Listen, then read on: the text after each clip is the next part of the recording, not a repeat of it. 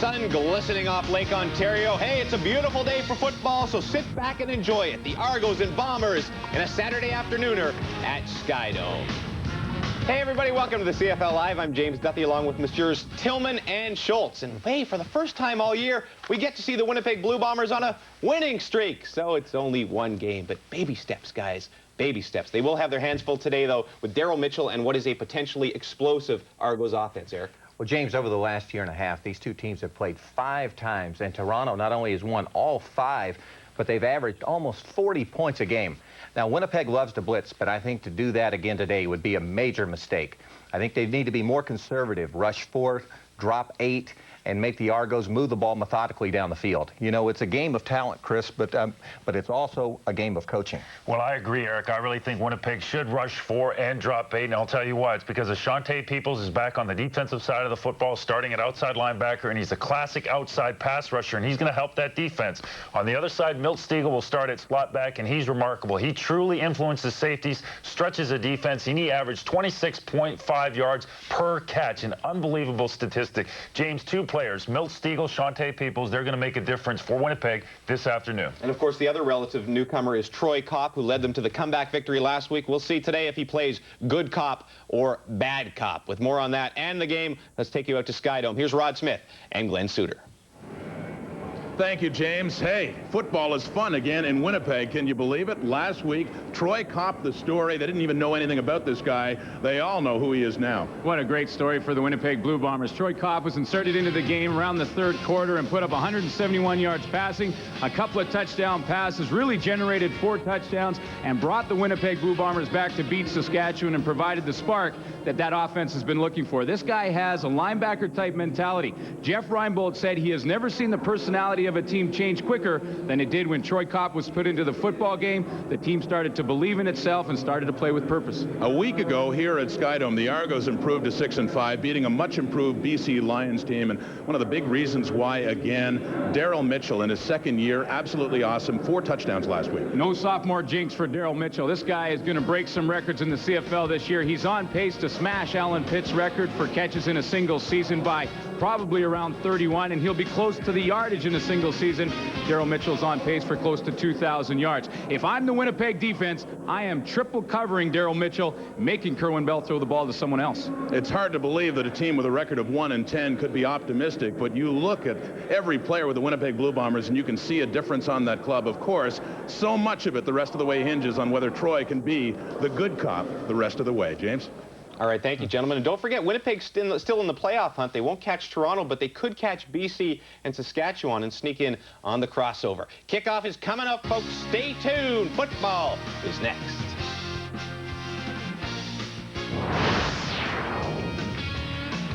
CFL Live on TSN is brought to you by Gatorade. Is it in you? And by the Keg Steakhouse and Bar. For great steaks, good friends. See it tonight. Back at Skydome as the Argos prepare for a football game. One of their teammates is very near and dear to their hearts at this moment. Slot back Norm Casola. Number 80 is stricken with cancer, is seriously ill in his home in Sault Ste. Marie, Ontario. Most of the team only found out about this a couple of days ago. They will wear his number on their helmets the rest of the way. And yesterday, head coach Don Matthews expressed the team's hopes for Norm and also what it means to keep his number close by for the rest of the season. What we've decided to do is we're going to wear his number on our helmet to join him in his fight against cancer, and that's what the symbol is. It's a joining. Also, if we can do anything as a cancer awareness because of this, then that will also happen. The sign says it all. Norm Casola has been with the Argos since 1994, won a couple of Grey Cups, 96 and 97, and the hopes and prayers of everyone, the Argonauts and us up here, everyone as well, for Norm Casola.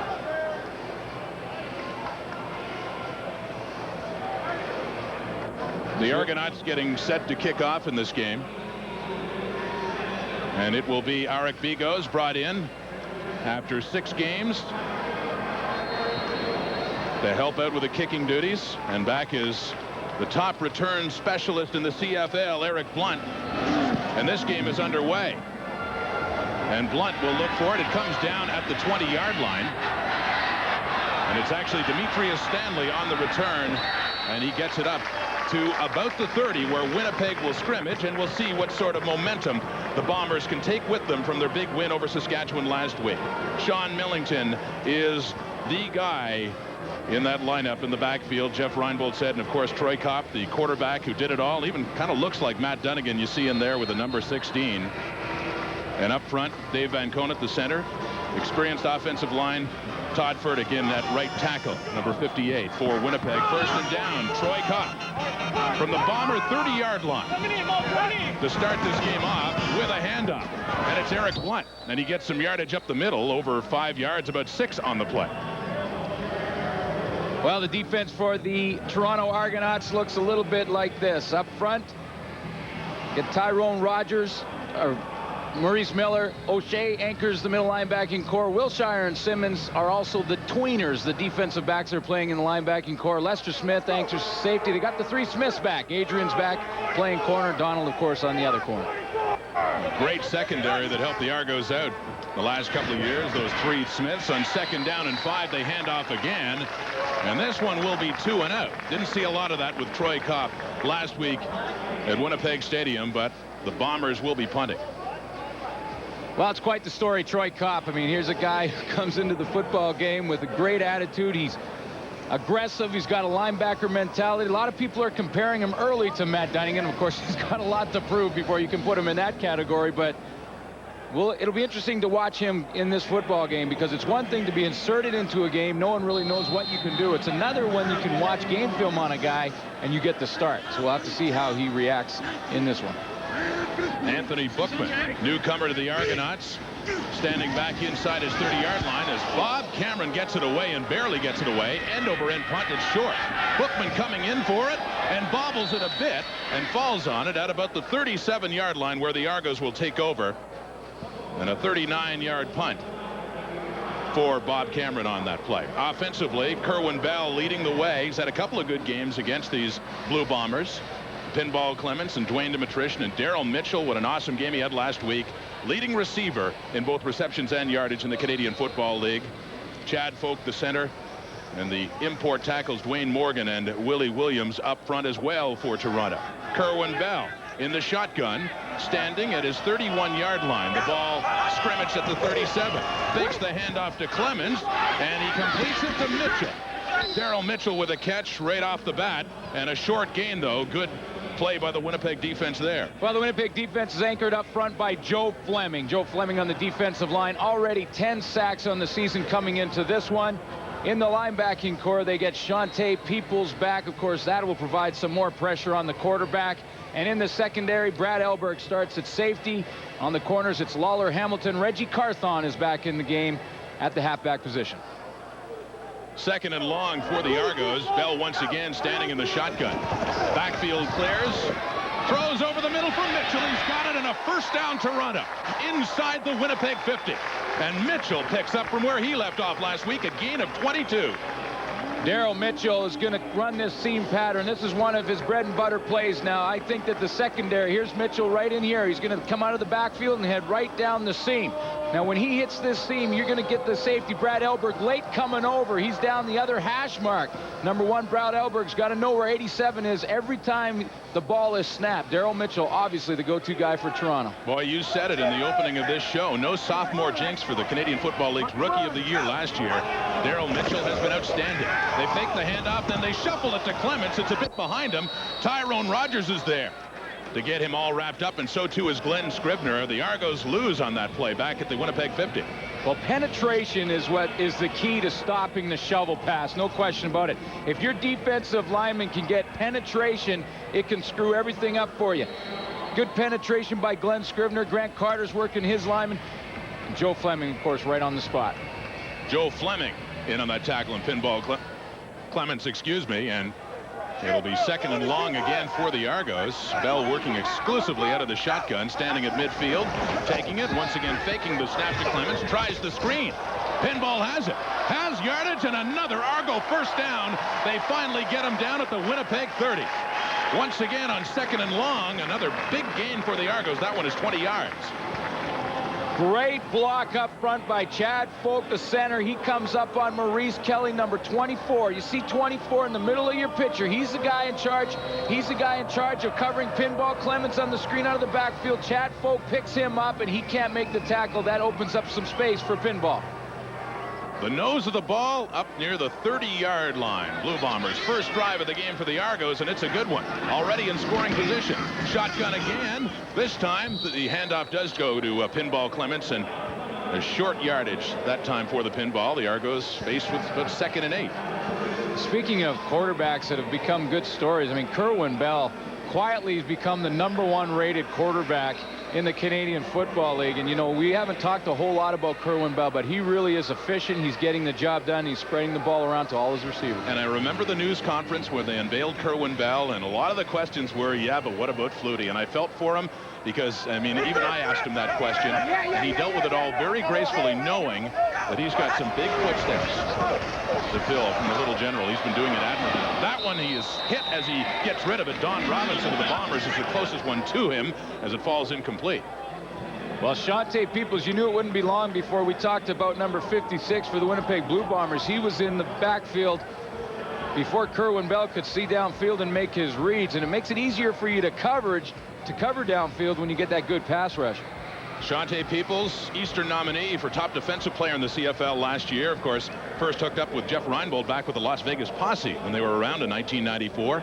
Outstanding defensive player and a welcome addition after being let go in the National Football League. We got a field goal attempt coming up here. 35 yards away for Eric Bigos. Well within his range, what he's demonstrated so far. Gets it up easily long enough, but wide. Wide left for Bigos. And so a point goes on the board, but just one instead of 3. The Argos 1-0 over Winnipeg. Jeff Reinbold overcome by emotion a week ago when his team recorded its first victory of the season. A big comeback win, 4 touchdowns in the 4th quarter, and finally got a W in the win column, and hopes that it can continue here this afternoon. And his counterpart Don Matthews, after 2 15-3 seasons in Grey Cups, this has been more of a challenge for the winningest coach in the history of the Canadian Football League, but still likes the way this team has progressed. It's 6-5, and a victory over BC last week here at Sky Dome to go above the 500 mark again. Here's Troy Kopp again, passing and first down. He has a man. Demetrius Stanley, the man who caught the winning touchdown pass last week against Saskatchewan, catches one here up near the 50-yard line, a gain of 14 yards. Well, nice throw by Troy Kopp to just drill it in there. Demetrius Stanley gets inside position as he works to the inside on Bonner. And a nice throw and catch. First down for Winnipeg. This their 2nd drive of the game. Looking for some momentum to keep things going from how well they went last week in Winnipeg. 132-111. Kopp throws again to the side. It's complete, although very close coverage there. And it's number 89, Cotto Cotton, the ex-Saskatchewan Rough Rider, on that catch. Gain of about 5 yards. Well, you have to throw that ball on time and with confidence. Up at the top is Cotto Cotton. He's going to run the hitch pattern, but that ball takes a while to get out there. It's about a 40-yard throw for a 5-yard gain with Donald Smith, the veteran corner, just baiting you to throw it. That one has to be on time and with some zip, and Kopp got it out there. Cotton was another one that had a touchdown catch in that dramatic 4th quarter last week in Winnipeg. Kopp, couple of completions, looking for more here. Treads the needle, is looking for Milt Stiegel, and looked to be knocked down by Adrian Smith. Incomplete, it'll be 3rd down. Well, I just talked about baiting the throw, and Troy Kopp is a young quarterback. He's going to have to start to look off defensive backs. Adrian Smith is hiding over to the left of your screen, number 6, and he doesn't even look at the wide receiver. He reads the eyes of Troy Kopp and is gone before that ball is thrown. Adrian Smith, another welcome addition, this time for the Argos. Back in that lineup, and Cameron, the snap is low on 3rd down, but gets a pretty nice punt away down to the Argo 10. Taking it there, Anthony Bookman. Not much room up the middle, and he is down after a short return and a 47-yard punt for Bob Cameron. A 1-point lead for the Argos in the first quarter. Welcome back to Skydome. Rod Smith and Glenn Suter, and Kerwin Bell's Argonauts with a 1-0 lead. Their previous drive was a good one. They got down to the 28-yard line, but a 35-yard attempt by Eric Bigos went wide to the left. But they are moving the football. As Glenn, as you pointed out, Kerwin Bell has really maybe turned a few heads this year with the impressive numbers that he's put up. Well, I think he has. I think he does have big shoes to fill, no question about it. When you have Doug Flutie as your quarterback for a couple of Grey Cups, it's tough to come in as the next one. But he certainly has done a nice job handling the pressure. Play action fake, in trouble. Joe Fleming almost gets him. It's complete. Beautiful catch. Daryl Mitchell again got that one off the shoe tops. It's a first down, Argos. Well, first of all, unbelievable throw by Kerwin Bell to get it out of there, because he had pressure right on him immediately. Joe Fleming was bearing down. Kerwin Bell barely had his balance, threw off his back foot as he was falling to his back, and somehow got that one out of there. Watch the hit he's going to take. He's stumbling, falling down, and Joe Fleming all over him. Somehow gets that ball out of there, and Mitchell picks it off the turf and takes it up for the first down. Joe Fleming is pretty serious when it comes to sacks. Nearly had one there. Tied for third in the CFL with 10 this year. Had a shotgun again on first down. Airs it out. He's got a man, Andrew English. Big first down, Argos, down to the Winnipeg 32.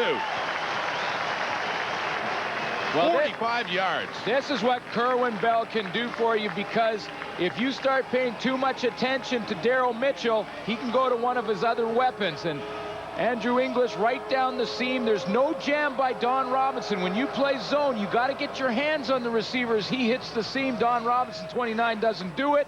Gives English the clean release, and he goes down and picks up the football. English started the year with the BC Lions, but he has been a nice addition for Don Matthews and the Argonauts. Heading into the game, his longest reception was 41 yards, so that is his new longest with 45, and a big first down again. The Argos threatening. Ball spotted at the 32.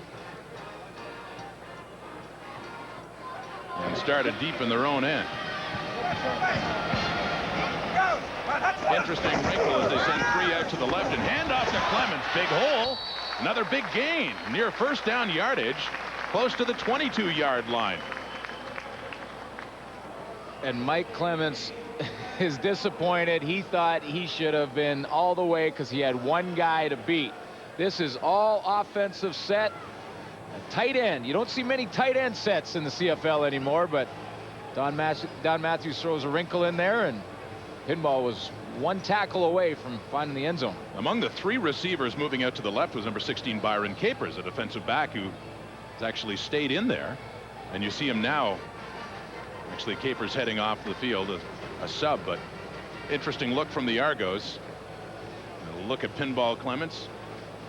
Well, it is tough when you put in different guys like that, defensive backs and tight ends, and you start to try and find numbers, because a lot of times in coverage on defense, you're looking for the number of the guy. With where's Pinball? Where's number 31? He's my man. When you see a different number like 16, a defensive back, it can throw you for a second.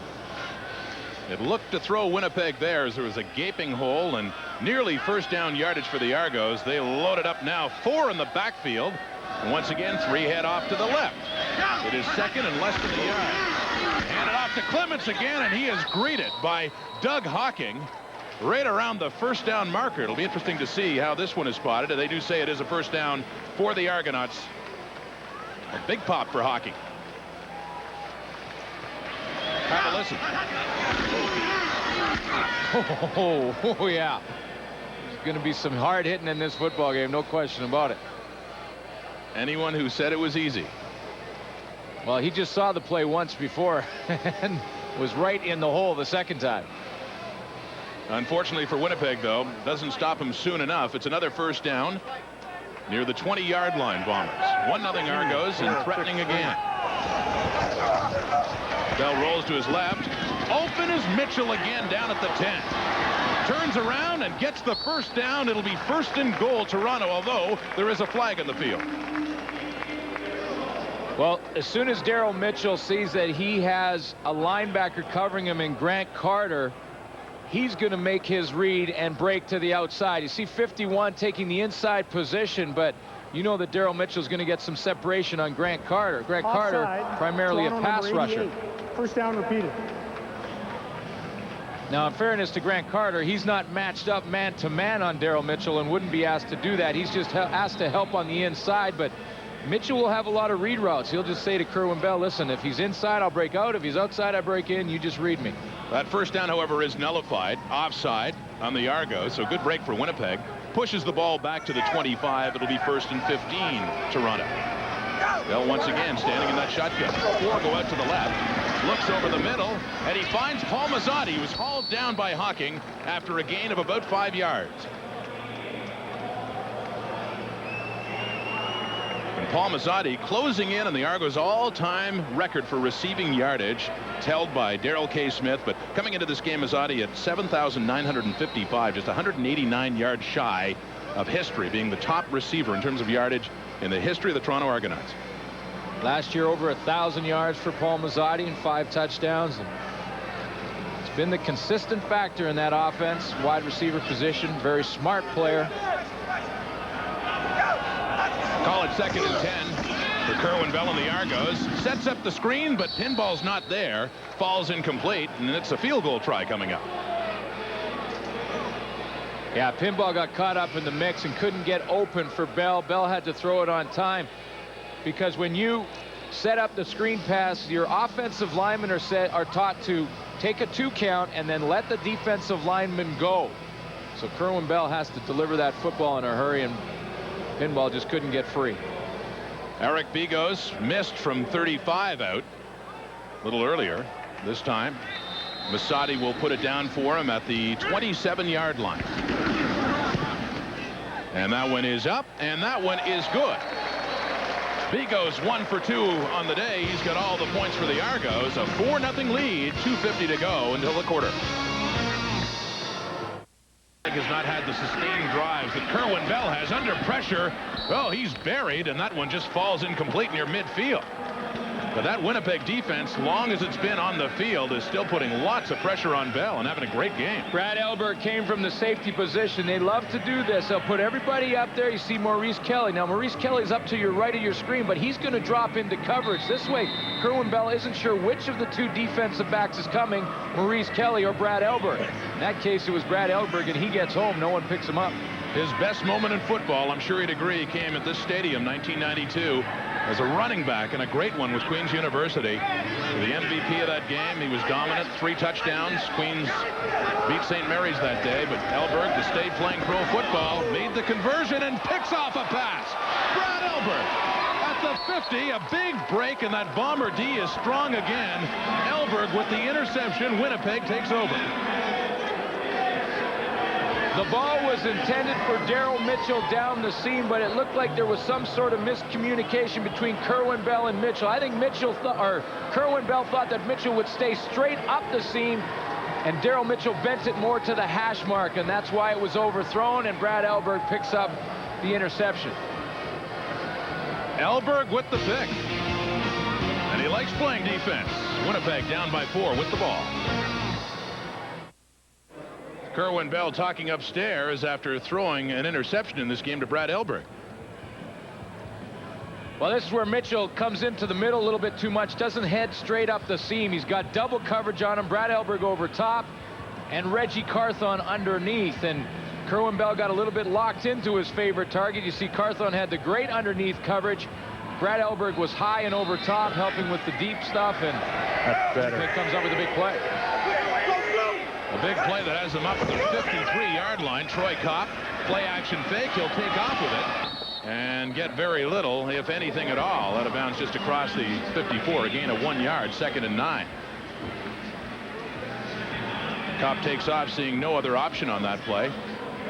Well, he'll learn to become a little more patient. I think Troy Kopp had Mitch running open in the flat for about a 5 or 6 yard gain, and who knows, maybe he breaks a tackle, but he decided he wanted a little bit more, and then when he got out there, got impatient, just took off running with it. But you have to learn patience sometimes when you're a rookie quarterback, pretty excited about playing.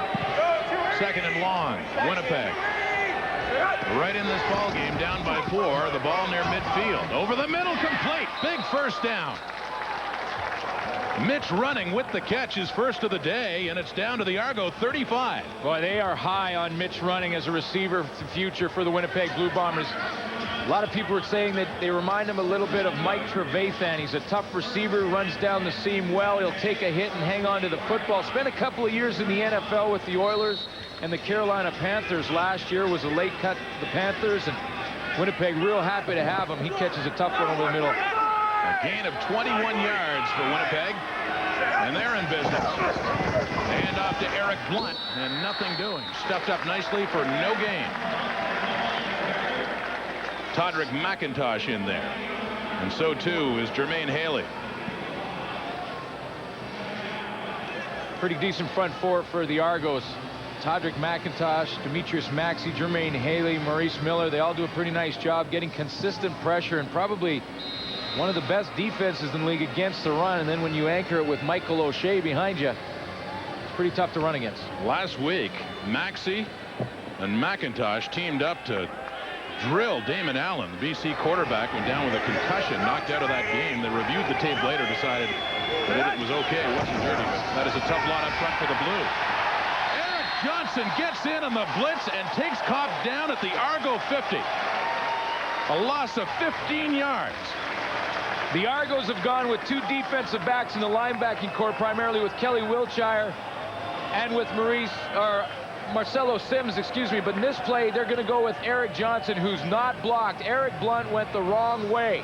He went to his left to pick up anyone coming from that side. The pressure came from the opposite side. Eric Johnson gets home. You got to block him. You got to get a body on him. On third down, Cameron has to punt from his own territory. Good driving kick to the side, and Bookman has no choice but to catch it out of bounds. Nice kick by Cameron, hems the Argos down to their 7-yard line. A 41-yard punt. Wow. And the location was as important or more important than the distance itself. Oh, that was the key. I mean, what a great punt. He just gets better with time. And there's been quite a bit of time. There's been a whole lot of time. Like fine wine.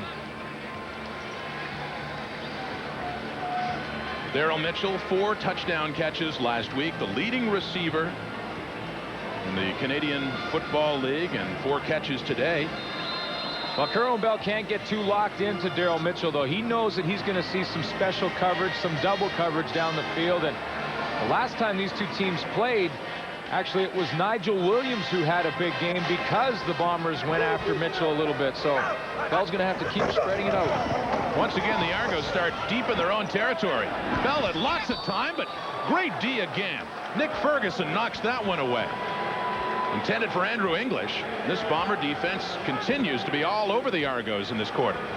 Well, they're really doing a nice job of coverage downfield, and they're fleshing Bell out of the pocket. But you can see Nick Ferguson all over Andrew English. A little bit of a grab, but you can get away with that. With his little push, there's a little pull. That's no problem. Spoken like a true DV. Oh, yeah, that's no problem. Nick Ferguson has played almost every position for the Winnipeg Blue Bombers. He started the season out at the corner. He's played the halfback and the dime position, the extra defensive back. It's nice to have that kind of versatility in an athlete. So it's 2nd and 10. The Argos from their 7-yard line. Out of shotgun. Obvious passing down, and Bell does dump it off to Mitchell. He's got it with some speed as a first down and more. Daryl Mitchell up at the Argo 35, and a flag goes down to boot. And some tension between the Bombers and the Argos right on the Toronto sideline. It's the toughest pattern to cover, even if you're a tremendously gifted athlete with speed, and Maurice Kelly is. He's got great speed, but Daryl Mitchell outruns him. He ran all the way across the field, and of course Maurice Kelly has to try and weave his way through all the picks coming the other way, and then Brad Elberg at the end of that play gets a late hit. Boy, he can fly across the middle. Major foul, unnecessary roughness, Winnipeg number 1, first down.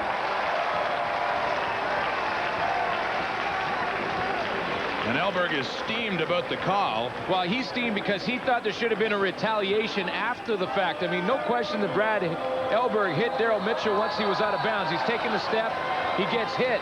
Now, later on in that little melee, he gets hit from Adrian Smith a couple of times. Don Matthews saying, let's not get a flag on us as well. So that's what Brad Elberg was upset about. Yes, I got a penalty, but there was some punches thrown the other way as well. Objectionable conduct, Winnipeg number 1. Oh, boy. And this just continues to mount as Elberg is penalized again. Well, what started, sorry Glenn, is a 29-yard gain will end up being a 59-yard gain when you add it all up. Oh boy, and the second one is the one that really hurts. And that's the one that Jeff Reinbold just will not stand for. I mean, that's not for something you do, that's for something you say to the official, and that's, you got to control your temper. Just moments earlier, Elberg had the big interception, but things really turning around for him and this entire Winnipeg team. Play action fake. And Bell down the sidelines, incomplete, inside the 20-yard line. Well, Kerwin Bell has to take advantage of this situation now. I mean, there's no question after a 59 yards of penalties, you move down the field, you get the great field position. You got to take advantage of it and really get the momentum on your side.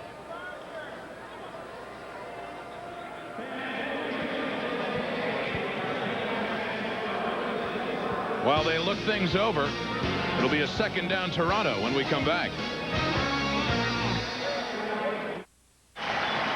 Don't miss CFL Live at the half with Duffy, Tillman, and Schultz and all their expert analysis of this game and around the Canadian Football League. 2:49 to go until halftime. And look at the Eskies and the Lions tonight and the Owls and the Cats tomorrow.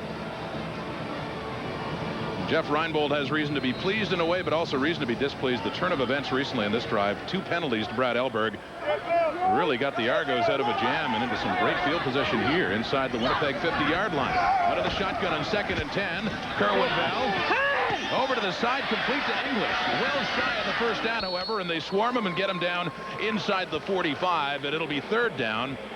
And field goal territory again for Eric Bigos. This is a victory for the Winnipeg defense.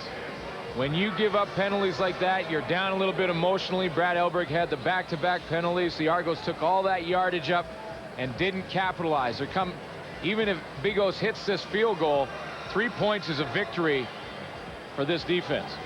And this is by no means a chip shot for Bigos. The ball will come down. It'll be placed at the 51-yard line. Bigos is 13 for 17 since joining the Argos, but his longest is from 47 yards. If he makes it, this is his longest kick in the pros. With one of the hottest return guys back there in the end zone waiting for it, and Eric Blunt.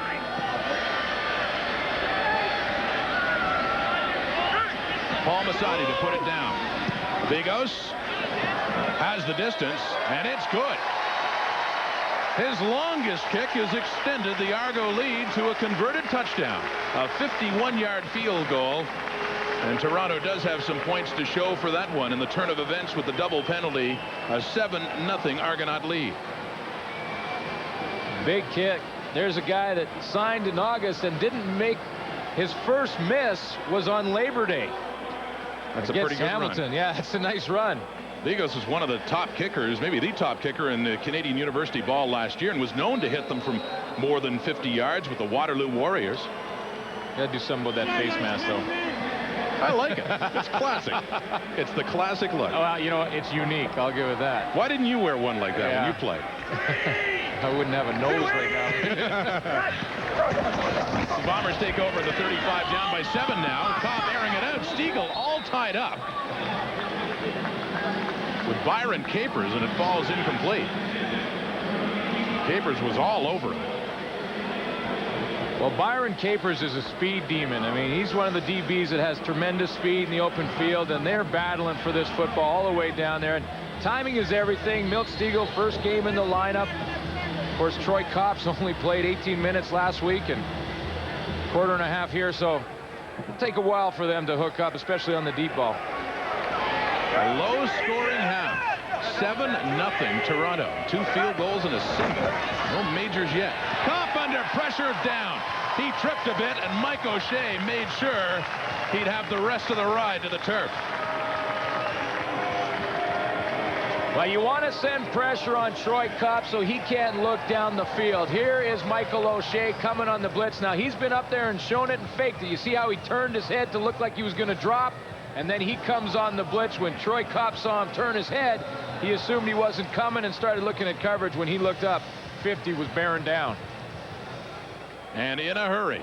Big defensive play for the Argos, and Bob Cameron back at his 10 to get this away. Lester Smith, some good pressure there, nearly blocks it. Anthony Bookman with it. And he is down at the 42 after a 43-yard punt by Cameron. And this time the Argos will get to start their drive in much better shape than the previous two. Well, you talked about the time that this defense for the Winnipeg Blue Bombers has been on the field, and that starts to wear down on you a little bit.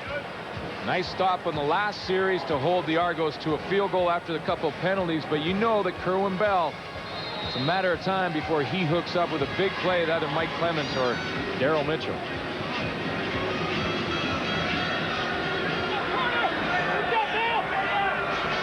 First down Argos. 1:39 on the scoreboard clock until halftime. They're up by 7. And they'll look for more. The pass is complete. First down yardage for Nigel Williams. Up near midfield for Toronto. Nigel Williams is known for his speed, but when he sees the zone, you see Nick Ferguson was in the hook pattern or the hook zone right around the hash mark, and Don Robinson out near the flat, and Nigel Williams saw that, so he just settled down his route right in between the two of them. He's a big target for Kerwin Bell. Williams picked up in week 3 from the Montreal Alouettes. They made a deal for him. Don Matthews had said he'd wanted him for some time. A valuable Canadian receiver. You just saw played his junior football with the Hamilton Hurricanes and really didn't fit into the Alouette scheme of things. He's been a great receiver for Toronto. 33 catches, nearly 700 yards heading into this game. 3rd on the Argos. And a couple of touchdowns. And a catch there that makes it 2nd and inches as they load things up again to sneak this one over and keep this drive going up at their close to the 53-yard line. They fake the handoff. They'll throw on 2nd and short. And it's knocked down. Another good defensive play. This one is Reggie Carthon on Daryl Mitchell. Just prior to the snap, Maurice Kelly turned around and talked to the secondary and said to everybody, watch the pass. This is a waist down. He alerts everyone with the little play action from Kerwin Bell, and then Reggie Carthon is not fooled. But I think it was the alert from Maurice Kelly when he turned around and said, hey guys, this could be a waist down. 2nd and inches, watch the pass. Reggie Carthon said, you got it. It was right in coverage. Not a waist down this time. They look to get those inches and keep things going, and it looks like Kerwin Bell has got it for another Argo first down. A little closer to midfield now, and 1:21 to go on the clock. Well, that call by the Argos and Kerwin Bell to throw it, even though they didn't complete it, that'll be in the back of the minds of the Winnipeg defenders, because on the next gamble, they'll have to stay wide and respect the pass. Argos up by 7. Obviously love to be up by a little bit more. They'll have the chance to do it. Close to midfield. The pass complete to English. Turns around to get it. He's got at least 5 yards. And across the Winnipeg 50 into about the 49-yard line. Well, that's really where the Winnipeg defense wants the Argos to throw the football, short and to the wide field. It's the last read for Kerwin Bell. That's the design of the defense, to make him throw it out there and then come up and make the tackle. But Andrew English has picked up some good yardage on the play. 2nd and short yardage. 3 yards for the Argos, who stack them all up and behind, and this time Williams and Mitchell and Byron Capers go to the right, and Pinball Clements takes the handoff looking for that marker and comes up shy. He'll be about a yard short of the first down. Well, this is a team meeting by the Winnipeg defense on Mike Pinball Clements, and when you got a guy like Clements who can make you miss in the open field, in fact, he can make you miss in a phone booth, you got to gang tackle him. And look at all the white jerseys over number 31. And while the Bomber offense, sorry Glenn, while that Bomber offense has not shown that spark it had last week in the 4th quarter, the defense certainly has for the most part. Yeah, They're doing their job. They've played pretty well all season, no question about it. Short yardage again, and I don't know if he got it. Clements went up and went down right away. There was a meeting at the line of scrimmage. Well, if he got it, he got an Argo spot. He got a home team spot because it didn't look to me like he even made it across the line at all. And the Bomber offense is already coming out on the field. I don't think there's any question about it. No he went way. up, but he did not get anything across that line. No, he went straight up and was met in midair. It bears repeating. This Winnipeg defense has certainly done its job collectively in this first half in Toronto. I'd be shocked if this one was a first down. But it always depends on where the official puts that foot down and marks the football, no question about it. And Pinball would get his forward progress, but I didn't think there was much forward progress on that play, not from this angle.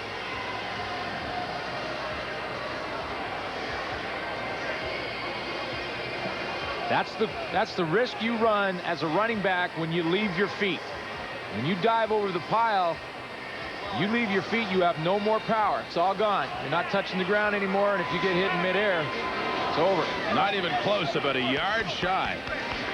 And some encouragement from the passionate Jeff Reinbold. Well, watch the timing of the Winnipeg defense to meet Pinball right in midair. Doug Hawking and Kalin, the backup safety, John Kalin, that come from the secondary. And remember, Brad Elberg sitting on the bench after 2 penalties. John Kalin comes in as the backup and makes a huge play on the stop. So Winnipeg takes over on downs, not far from midfield, up at their 47 with 56 seconds to go, but just at the snap of the football, flags on the play. Well, that's not how you want to start the drive when you just stole some momentum with a big third down gamble stop. And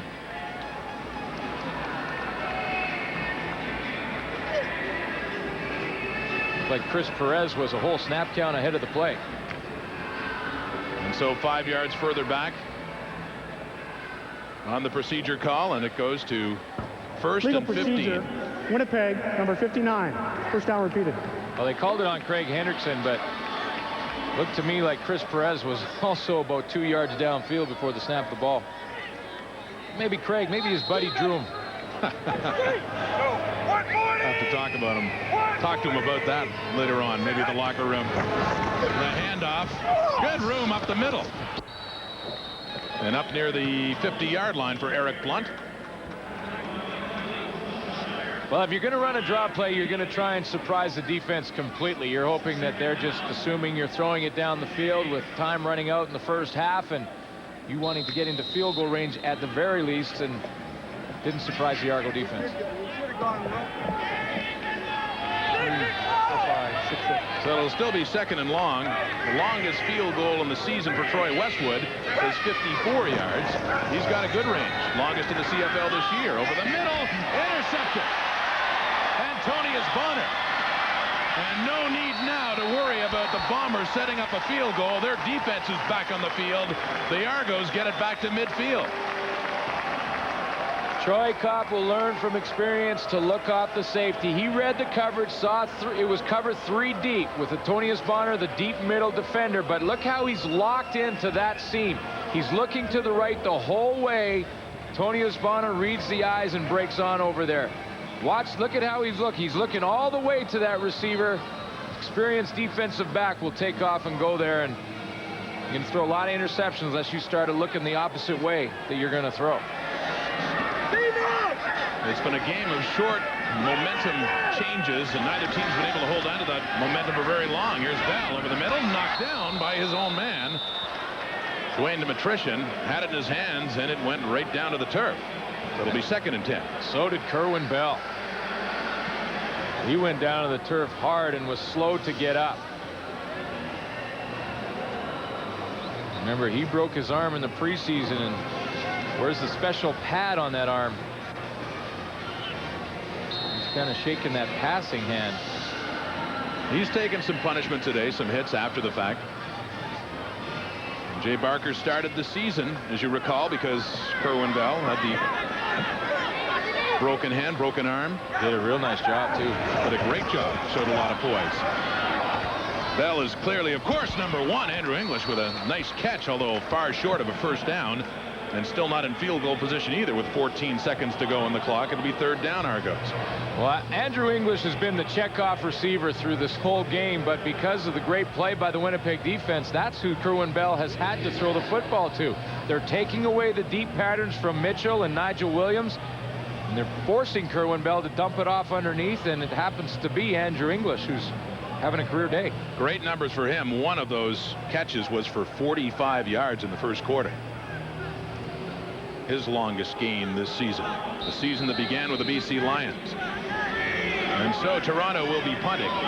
Noel Prefontaine back at his 41 to get this one away and perhaps end the half with 5 ticks left to go on the clock. They'll just run this out, and they have. Demetrius Stanley takes it, gets up to his 10-yard line, and that'll do it. 30 minutes in the books here at Skydome in Toronto, and defense rules. It's the Argos 7, the Bombers nothing. Back to our CFL Live Control Studios now at the half. You're watching CFL Live on TSN. And we're at the half, brought to you by Health Watch, only at Shoppers Drug Mart. Now here's your host, James Duthie.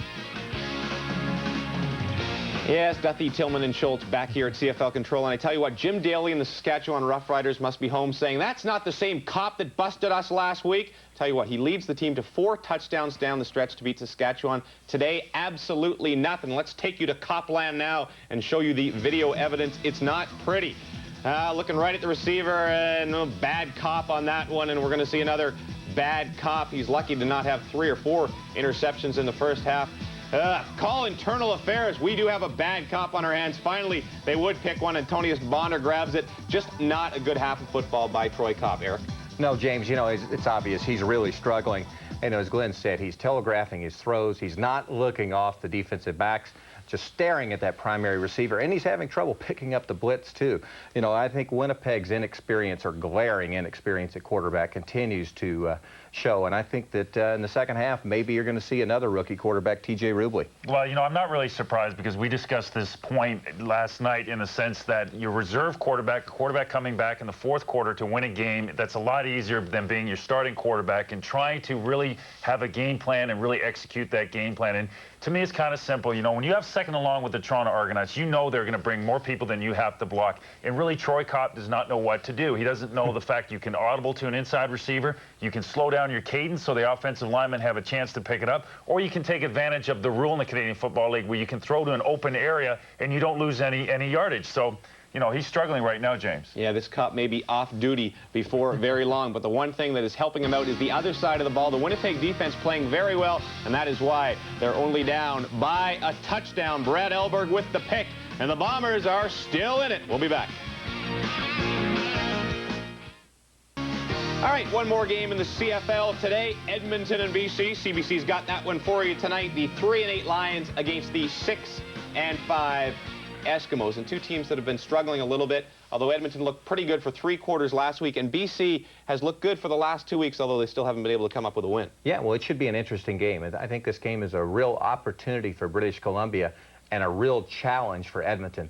Last week, I thought BC played very well. Obviously, they're responding under Greg Mons. They played the Argos toe-to-toe. It was a game they could have won, maybe should have won. And they had to, even though they were disappointed with the final score, I think they had to leave the stadium last week feeling like they were an improved football team. On the flip side of that, Edmonton, 2 very tough games back-to-back at Calgary, and just a devastating loss, giving up 24 points in the fourth quarter to the Calgary Stampeders.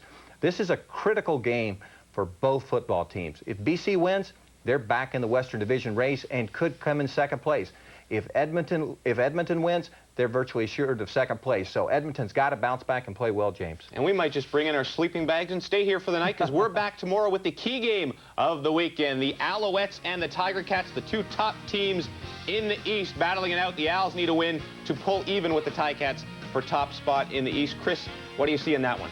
Well, I really think if the Alouettes lose this game, that'll be one less excuse they have in terms of whether they can beat the Hamilton Ticats, and one more great point for the Ticats to believe they're Grey Cup contenders. What happens when you beat a team 3 consecutive times? You start to doubt yourself on the other side with the Alouettes. Not necessarily individually, but collectively. You wonder if you can really beat this team in a playoff game. This is really important for Montreal, James, to break that cycle right now, because it really happens in the playoff games where you wonder. And if Montreal loses this one, they have a couple of tough games with the Argos coming up, so second place might be in jeopardy as well. Now, there are lots of tickets available for both those games, so go out and see them if you're in Hamilton, BC, and here's the rest of the numbers for all around the league.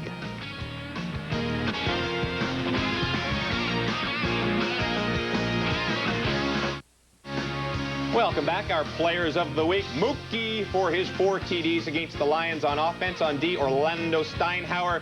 He led the league in interceptions last year. He's doing it again this year. And the top lineman, Joe Montfort. How can these Ticats say they get no respect? They take 2 out of 3 players of the week. Now, we talked about Troy Kopp and his weak performance in the first half, but one thing about a Kopp, if you've got a good partner, you're okay, and he's got a good partner in his defense. They have come up big time after time after time in the first half. Every time the Argos come down close to scoring, well, the Bombers' D has come up big. Let's have a look at it. 3rd and 1, the Argos threatening near the end of the first half, and the Winnipeg defense says, no way, boys. Pinball is thrust backwards. Eric Tillman, the Bombers' defense, keeping them in this football game. Well, their defense has been outstanding. I mean, they're playing top-notch football, but you just can't continue to put this much pressure on one side of the ball. I mean, Winnipeg has to feel good that it's just 7-0. They have to be delighted with the way their defense is playing. But if they're on the field that much in the 3rd quarter and the 4th quarter, it's going to show up, James. All right, Chris. Well, I think with Toronto, on the other hand, is you still have to protect your main quarterback, Kerwin Bell. I've counted 7 shots directly influencing how quick he's getting rid of the football. Daryl Mitchell is at 1 speed. The entire secondary for the Winnipeg Blue Bombers is at another speed. I don't think there's another receiver in the Canadian Football League that can break a pattern and accelerate as well as Daryl Mitchell. Big play guy. He's going to have another big half, I guarantee it, James. All right, let's have a look at the first half statistics, which are not good offensively for the Winnipeg Blue Bombers. They didn't have any passing game going, just 53 yards passing. And when that happens, you're going to go 2 and out an awful lot, and that's what happened. As you see the Argos dominating in time of possession almost twice as much as the Bombers in that first half. And as we go to break, let's check out the standings in the CFL. Of course, this game will affect those. Let's start with the Eastern Conference. And if the Argos can win this one, well, they'll only be 2 games behind Montreal, pending the outcome of their game tomorrow against the Ticats. Winnipeg, as we said, it looks like they're out of it. But if you look at the West standings, there is a crossover. So if Winnipeg could catch Saskatchewan or BC, they would qualify and play the 2nd place team in the West in the playoffs. So you're not dead yet if you're the Bombers, but you have to get something going pretty soon. Second half kickoff is coming up.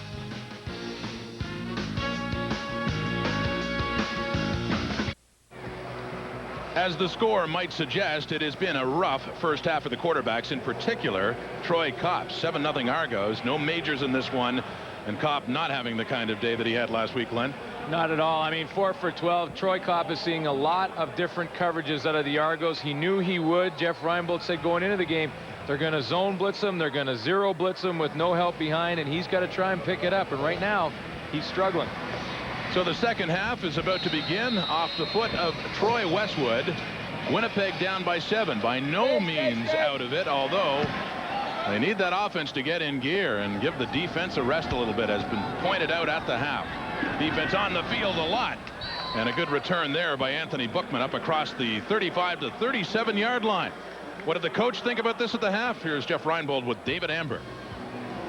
Well, Coach, you said you wanted to get something out of your rookie quarterback. Right now, 53 yards passing, I guess, isn't going to cut it. No, and he had chances early. He missed a couple balls close. Demetrius let one go through his hand in a crucial second down situation. The thing that bothers me, David, is that we had field position and didn't get points. We've got to at least get 3 when you get down in there. And, we played hard, and it's never been a problem. Defense played extremely well. But now in the second half, we just got to settle down on offense. And when we get across the 55, get some points. Down by 7, still a good chance for Winnipeg to win their 2nd game of the year. Back to the guys. Thank you, David. We had a pass right to start off this first Argo drive, and Maurice Kelly in on Nigel Williams, and it looked like he made the contact a little bit before the ball was there. No flags on the play, no argument either. Well, the defensive back will get the benefit of the doubt. The ball was overthrown a little bit to Nigel Williams, and Maurice Kelly is locked in on the hit on Nigel Williams, so he's going to get the benefit of the doubt. That ball has gone by. You're allowed to hit him, let him know you're back there. Just a little calling card, right? Yeah, no problem. Yeah, that's well within the rules. And I guess Kelly, just to be sure, is talking it over to the officials. Well, right? that's for the next one. Right. Yeah. Yeah, that's fair. That's clean, right? What I just did there? Yeah. Good. Out of the shotgun on 2nd and 10. Good coverage again. And it's completed to Dwayne Demetrician. And well shy of the Argo first down. So once again, that Bomber defense to start the second half is doing its job. Well, they're doing a nice job of mixing things up. What they're doing right now in Winnipeg is they're blitzing on first down, and then on second down, they're dropping deep into zone and really just sending 3 or 4 on the pass rush. That forces Bell to throw underneath, and on first down is when you're going to have to see Bell come up with a big play. That's when he's going to have to sting this Winnipeg defense, because that's when they're coming with pressure. Noel Prefontaine, early in the second half, will be punting inside his 30-yard line, and punting to the specialist in the Canadian Football League, Eric Blunt. The lefty gets it away, and Blunt comes in for it at his 30.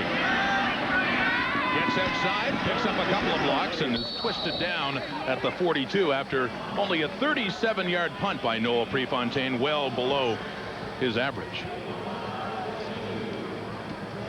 Let's have a look at the air attack brought to you by Sorel, rugged Canadian original footwear, and how he is distributing that football, or trying to, Glenn, in that first half. Well, he's attempting to throw it to both the right and left side. He just hasn't hooked up on a lot of passes, and of course, in fairness to Kopp, he's had an Argo defender in his face for the whole first half, so that makes it a little tougher.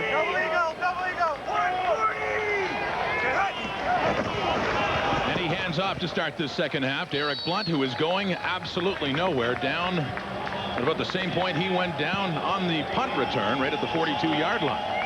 Well, I think the Winnipeg Blue Bombers are going to have to look at trying to attack on the running game a little bit more to the perimeter of the Argo defense. I mean, they are really doing a nice job right now up front of pinching off the middle of that defense and not allowing Eric Blunt or any of the Winnipeg running backs to get any yardage in the middle.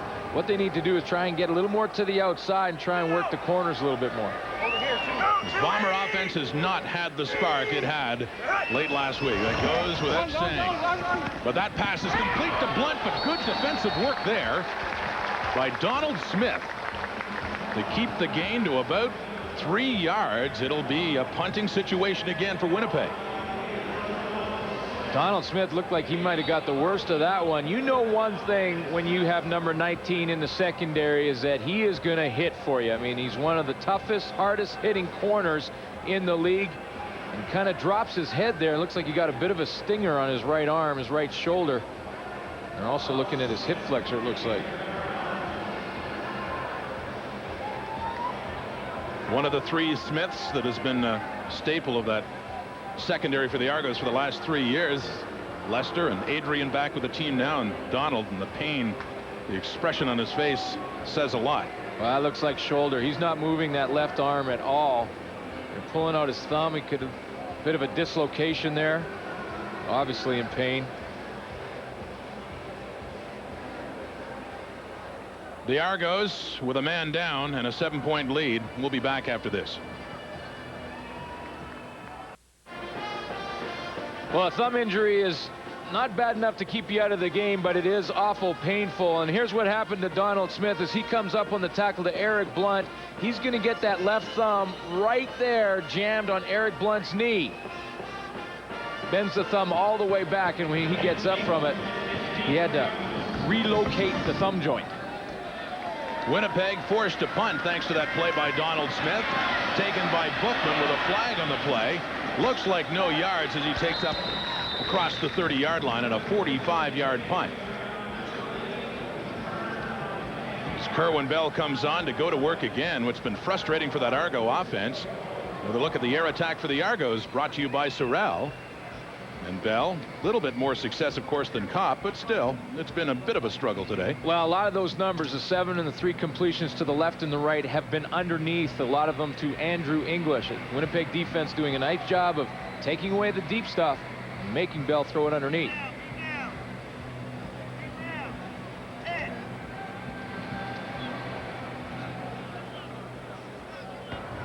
Holding, Toronto number 26. No yards, Winnipeg. First down. So penalties against both teams. Kelly Wiltshire called on the hold on the return by Bookman. Well, this is when Kerwin Bell wants to make hay right here on first down, because so far the Winnipeg defense has given him a steady diet of blitz on first down. If he's been watching that, and I'm sure talking to John Jenkins in the spotting booth, this is where they want to try and go over the top for the big play. Argo football up at their 25. Out of the shotgun, everybody on the move. Under pressure, loses the ball. Still on the carpet, Winnipeg has it. Grant Carter gets the recovery, and the Bombers have the football inside the Argo 25. Well, the Winnipeg Blue Bombers drop into coverage, and I believe it was Tyrone Rogers who's going to strip the football. He's from the right top of your screen. He's going to get the pressure on the quarterback, number 91, working one-on-one on Chris Giaskis, and he's the one who strips it. Joe Fleming can't get it. Grant Carter does, and it's a huge turnover for the Winnipeg Blue Bombers, but they have to capitalize right away. That has fired up that Bombers sideline. This is Winnipeg's best chance to get points. They hit pay dirt here. There have been no touchdowns in this game. They can tie it all up with a touchdown now. Kopp. Short throw, falls incomplete, intended for Demetrius Stanley, and looks like still a little bit of confusion on that Winnipeg offense. Well, Demetrius Stanley has to see the blitz, and he has to turn around. He has to break off his pattern and just look hot. That's what Troy Kopp wanted. Demetrius Stanley's pattern in the play was to run that out. But you can't run it when you got an all-out blitz coming at you. You got to read that, turn around, and make yourself available as a target to your quarterback. He didn't do that. Kopp had to throw the ball. That ball is on the 23-yard line. Easily field goal range, but they want more. They need more. 11:09 to go until quarter time. Back to throw is Kopp under pressure, and they get him. They wrap him up, and a big loss back to the 36-yard line. Demetrius Maxey is there, and the Argo pressure pays off. A field goal attempt coming, and a lot longer than they initially expected. Well, it was a coverage sack because Demetrius Maxey was initially blocked by Eric Blunt to the backside, but because there was no one open downfield, you're going to see Maxey working one-on-one in the backside on Eric Blunt. Now, Blunt protects the quarterback initially. Watch the block. He gets down low. He gets a piece of him, but because there's no one open to the field, Troy Kopp has to pull it down, and that allows Maxey to get there. So the field goal attempt from 41 yards away is good, and the Bombers are on the board. Winnipeg gets something out of the big turnover, and now once again they're down by 4. Don't miss CFL Live tomorrow. We got a great one. The two top teams in the East, the Montreal Alouettes visiting the Ticats at Iverwin Stadium for the first time this season. And Hamilton with a big win last week in Montreal, 30-9. The Ticats leading the way at 9-2. Montreal 8-3. 1 p.m. Eastern, 10 a.m. Pacific time. Yeah, looking forward to that. I mean, big crowd in Montreal, standing room only for that game last week, and I'm sure the Hamilton fans will respond. I hear it's already over 22,000 tickets sold, so it'll be a great crowd in Hamilton. First down, Argos. Bell under pressure gets it away to Andrew English, and he's collared out of bounds by Maurice Kelly. And a flag down on the other side of the field.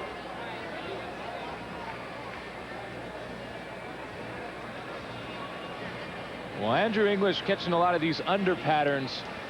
As a defensive back, we used to call it 3 yards and a headache. We'll give you the catch, and then we'll come up and make the tackle on you. And Maurice Kelly, little rodeo takedown there on Andrew English. Offside, Toronto number 82. First down repeated. But the penalty goes against the home team and Nigel Williams. Offside.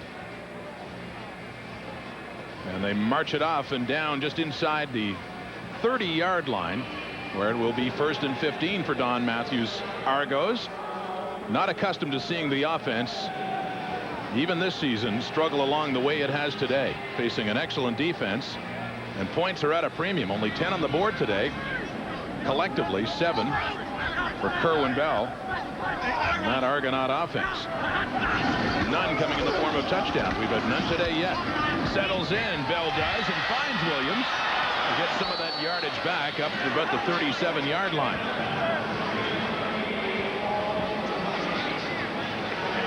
Well, right now, the Toronto Argos are seeing a lot more zone out of the Winnipeg Blitz, and with Paul Mazzotti in the receiving core, that's where he will become more of a factor, because he's a smart player. And you need a guy, a receiver in your offense that can read that zone and find the holes in the zone, and that time Mazzotti ran all the way across the field. But I would think that Kerwin Bell would come back to Mazzotti again if he keeps getting a steady diet of zone from Winnipeg. He's about 30 yards shy of the 8,000-yard mark in his great career, Paul Mazzotti. Bell unloads it to Daryl Mitchell across the 40. First down and more. Mitchell across midfield and finally tugged down at the Winnipeg 44. Another big gain, Toronto. A 27-yarder.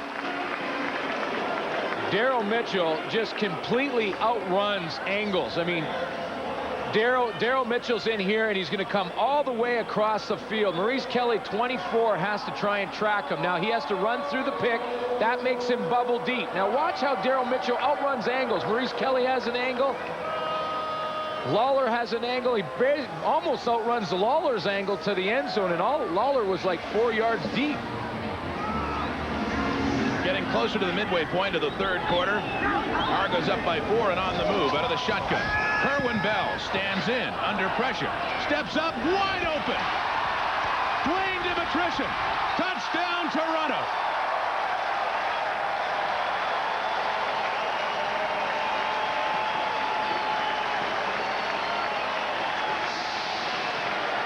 If you get that much time as a quarterback, someone is going to open up. You just simply cannot cover in the secondary all day. Kerwin Bell stepped up in the pocket nicely.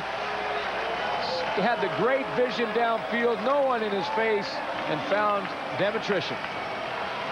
And the first touchdown of this ball game with 8:39 to go in the third quarter.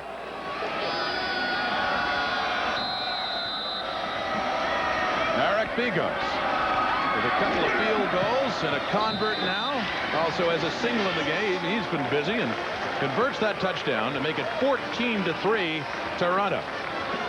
Well, you can only cover for so long. We just mentioned it. And Dwayne Dimitrition is finally going to find an opening. Watch how Kerwin Bell steps up nicely in the pocket. That gives him the great sight lines. And, yeah, Dimitrition finally opens up, finds a dead space in the zone defense, and then it's just a foot race to the end zone. You know, time of possession has drastically favored the Toronto Argonauts in this game, and it's starting to wear on the Winnipeg defense. In that series, they started to look tired, and Kerwin Bell took advantage of it.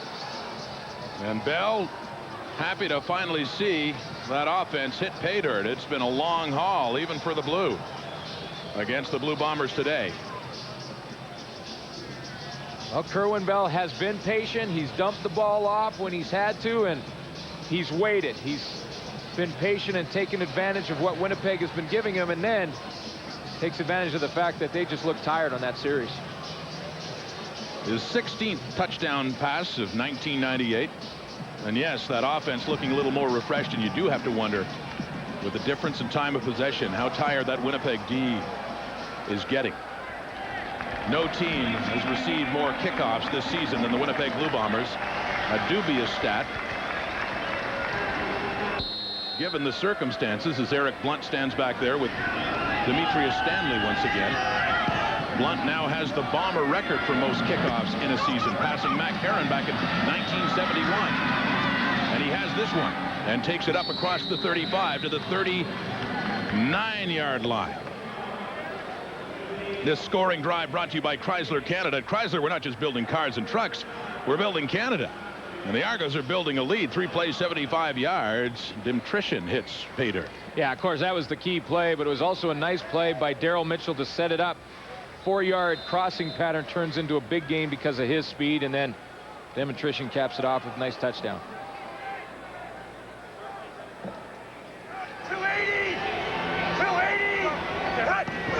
Troy Kopp rolling to his right. Under more pressure, and down he goes. Does he lose the football? Demetrius Maxey moving right in. It's Winnipeg ball at the 39, but a loss on the play of about a yard. Mark it at the 38-yard line.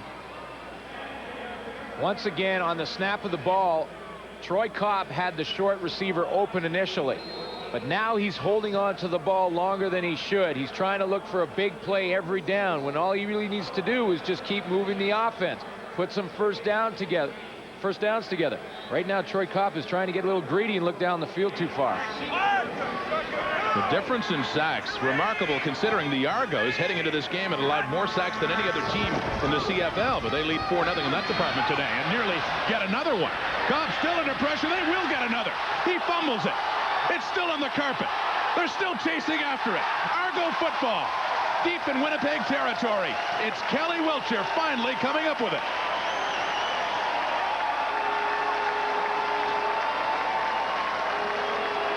Well, Troy Kopp is just not pulling the trigger. He had receivers open downfield. He's obviously confused with the Argo defensive game plan, but he had receivers open. He had time initially. He didn't pull the trigger, and then he gets in trouble. Now, when you're in that kind of situation, put the ball under your arm, take the loss, and punt it away. He'll learn that through experience. But now it's a big play for the Argos, who can capitalize right away, and I wouldn't be surprised if we don't see T.J. Rubley pretty soon. Winnipeg a -17 in giveaway takeaway ratio. 3-2 Argos in this game. Looks end zone right away. Touchdown Toronto. Nigel Williams.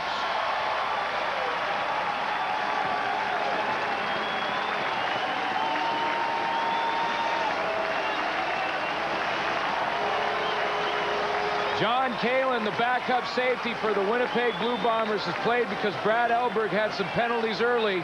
John Kalin got caught shallow on the play.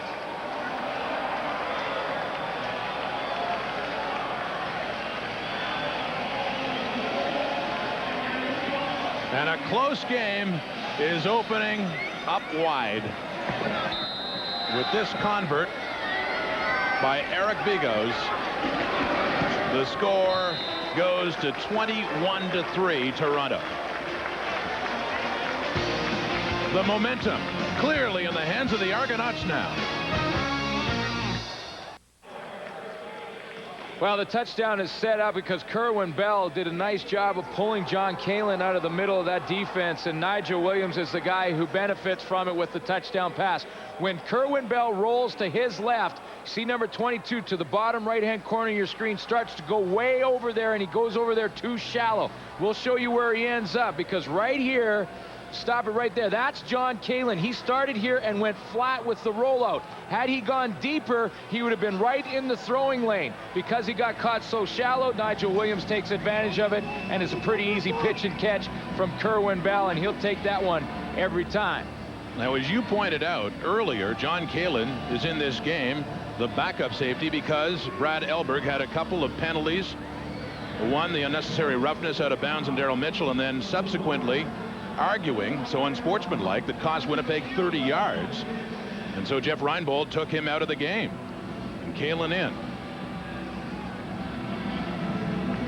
Yeah, you know, the thing is, though, Jeff Reinbold has to feel comfortable when he puts John Kalin in. Kalin has 5 years experience in the league, and that was just a mistake that he shouldn't have made. And, you know, I mean, Jeff Reinbold has to have confidence in John Kalin going into the football game. And you see the time of possession. That defense has got to be getting tired now. Over 23 minutes for Toronto, but 14 minutes for Winnipeg. On the return, Demetrius Stanley gets up across the 30 to about the 32-yard line, where Troy Kopp and company will come out and see if they can get this offense sparked. So far, there has been nothing today. 3 points to show for it after a turnover, but that's it. go to David Amber on the Winnipeg sideline. David. Thanks, Rod. Yesterday we spoke to Jeff Reinbold, and he said he wanted to get Sean Millington in as his feature back and get him into the play, give a little pressure, take a little pressure off the rookie QB. That hasn't been the case today. Millington's barely touched the ball. In fact, he's only the third leading rusher on this Winnipeg Blue Bomber team. The 30-year-old from Simon Fraser obviously is going to have to get the ball a bit more if Winnipeg's going to have to move in and make a game of this one. Back to you guys. Thank you, David. They set up the screen. Eric Blunt's got it. Has some room. Here we go. Eric Blunt across midfield in the 40. One man back, and they finally catch up to him and take him out of bounds at the Argo 22. It's Donald Smith getting back, and Adrian Smith there as well. Well, part of the reason that Sean Millington isn't seeing the football because he's just not playing. It's been Eric Blunt, the feature back. He's just going to go out there and then turn around for the screen. First of all, he has to make the one-handed catch right there in the open field. Once he makes the one-handed catch, a great move on Lester Smith to the inside, and then it's a foot race. And hey, Don Smith's second effort to come back and catch him saves the touchdown, or Eric Blunt's doing the dance. The two Smiths, Adrian and Donald, preventing a touchdown in a 55-yard gain. See what Kopp can do now. It's knocked down. Batted down by Kelly Wiltshire, who earlier had recovered that fumble before by Kopp on the previous drive, and another big play for the Boatman D. When you leave your feet, you're taking a bit of a risk, and Kelly Wiltshire comes off the corner. Number 26 jumps up with this ball. Now if Kopp pulls it down and takes off running, Wiltshire has no shot, but he gambled and won. Winnipeg needs a touchdown. All the momentum has been on Toronto's side up until that big play to Eric Blunt. The numbers not looking good in Kopp's favor. He throws another one. It's caught, but it's a short gain. And they say no fumble. They say no catch. Ruled incomplete. And it'll be third down Winnipeg.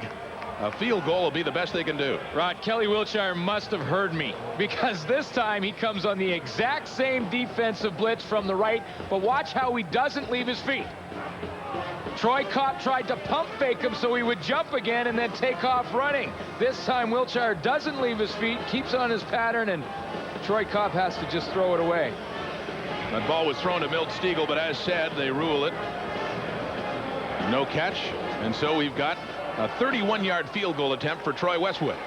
Well within his range. The lefty puts it up and puts it in, and chalk up 3 more for the Bombers, but they're still down big time with 4:50 to go until three-quarter time. 21-6. The frustration with this Winnipeg offense this year has been failing to capitalize on chances. That's been the real problem for Jeff Reinbold's team this year, and despite what happened last week against Saskatchewan, we're seeing more of the same, yes, with Troy Kopp at the helm.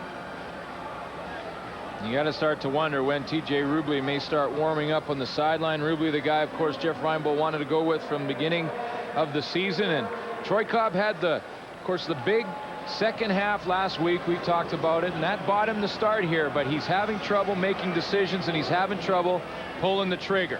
He's had open receivers downfield. He's been hesitating, and he's really not picking up the blitzes from the Argos. And I think it's going to be time T.J. Rubley should see the field. Because of a penalty against Winnipeg, they're going to have to try this again, this time from the 36-yard line. 5 yards further back for Westwood. And same result. Plenty of distance. And the 3 points can finally go on the board. Another 3. And it is a 21-6 ball game for the Argos. Westwood was one of the players that was totally psyched up at what happened last week.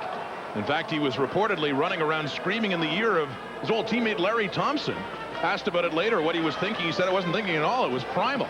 It was totally primal. That's the way the Bombers have reacted. Wow. The emotions, and you talked about Jeff Reinbold crying afterwards that finally get that win. They were so excited, but a lot of that feeling has to be dissipating now here in the third quarter at Skydome. Well, I've been in that situation. You know, we in Saskatchewan in the mid-'80s, we struggled and been in 7-game, 8-game losing streaks, and when you finally break it, it really is an emotional flood that hits you, because you just, you know, you work so hard all the time, and it consumes every moment of your life, and when you're losing, it's miserable. So when you can snap the streak, boy, does it ever feel good. 3 to the right for Bell, but he looks to his left. Wants Mitchell, and he's hit a ton. Just as he tries to catch the football, it's incomplete. And once again, Bell knocked down after that pass. helped up. Boy, Brandon Hamilton made up some serious distance to catch up and make the play. Brandon Hamilton has been the best defensive back in the Winnipeg secondary for 2 years, and he made up about 5 yards of ground to get up in there and knock that ball down. And you know what? That wasn't his man. That was John Kalin's man. He was trying to get over top, but Brandon Hamilton saw the ball in the air, took off running, and poked that one out of there. It'll be 2nd and 10 now for Bell and the Argonauts. Still up by 15 points, having a much better second half, couple of touchdowns. Steps in again and has Nigel Williams in traffic, fumbles the football, but Andrew English is there right on the spot. First down, Argonauts near midfield. Don Robinson, the reason this play is successful is because Kerwin Bell has time, because Don Robinson is in coverage to the outside, and he's caught between a rock and a hard place. In one case, he's got Andrew English. On the other side, he's got Nigel Williams. He had to make a choice. He picked English, and then he picked wrong because Kerwin Bell had lots of time. He looks off Don Robinson and then throws it into the middle and throws a strike. Down to the field, John! And you're right. Bell looks good stepping up and having that clear sight in this second half. There's a little bit of clear room here for pinball. He can make the room where it's not even there, dancing around and picking up, or close to, another Argonaut first down. Well, you know the defense starts to tire when you see them starting to miss tackles. Now, pinball make you miss in the best of times at the beginning of the game or at the end, but the Winnipeg defense is starting to miss a couple of tackles, and that's when pinball really can make hay, make first, second guy miss and pick up a lot of extra yards. It takes a lot to rile Mike Clements. I've never seen him riled, in fact, but I read a story this week that when it was suggested that the Argos had a poor running game, he actually got angry at the suggestion, saying we're a pass-first type of team. That's the way we are, and that's why our rushing numbers are down. Bell airs it out again, and nobody's home. The closest is Brandon Hamilton, and it just sails out of bounds. A little mix-up there for the Argos. Yeah, Mazzotti zigged. Bell thought he was going to zag. Do it the opposite way, but you know, you talk about that running game and how important it is to the Argo offense. Well, you know what, it's important to establish it, but they have that shovel series, which is really just a glorified run. I mean, right. that's basically a running play to pinball. It's a little forward pass, but you can classify that as a run. So, you know, I mean, a lot of those stats go under the pass category when really it is just part of their running game. I think the real story is pinball got mad. You ever seen him mad? No, never. It's incredible. Dumped off. Oh, nice one-handed grab there by English, who's given a rough ride out of bounds by Nick Ferguson right around the line of scrimmage. If there's a gain, it might be a yard. This defense in Winnipeg is really starting to tire. After tackles, they're got their heads down, they're hanging on to their knees, they're trying to get to their breath. Come fourth quarter, that's when that really starts to hurt. They do their job on the series, get the punt return team back on the field, but they're starting to tire. And the offense will get the ball back, though. It's Noel Prefontaine back at his 50. The second best punting average behind Tony Martino of Calgary in the CFL. A rookie that also had the place-kicking chores earlier, but has been alleviated of those, concentrating on punting, and what a great punter he is from midfield. Tight spiral, angled to get the better field position, and they do hem the Bombers deep. Winnipeg's going to have to scrimmage from about their 6-yard line. Perfect punt. Perfect punt. And we'll see Troy Kopp again.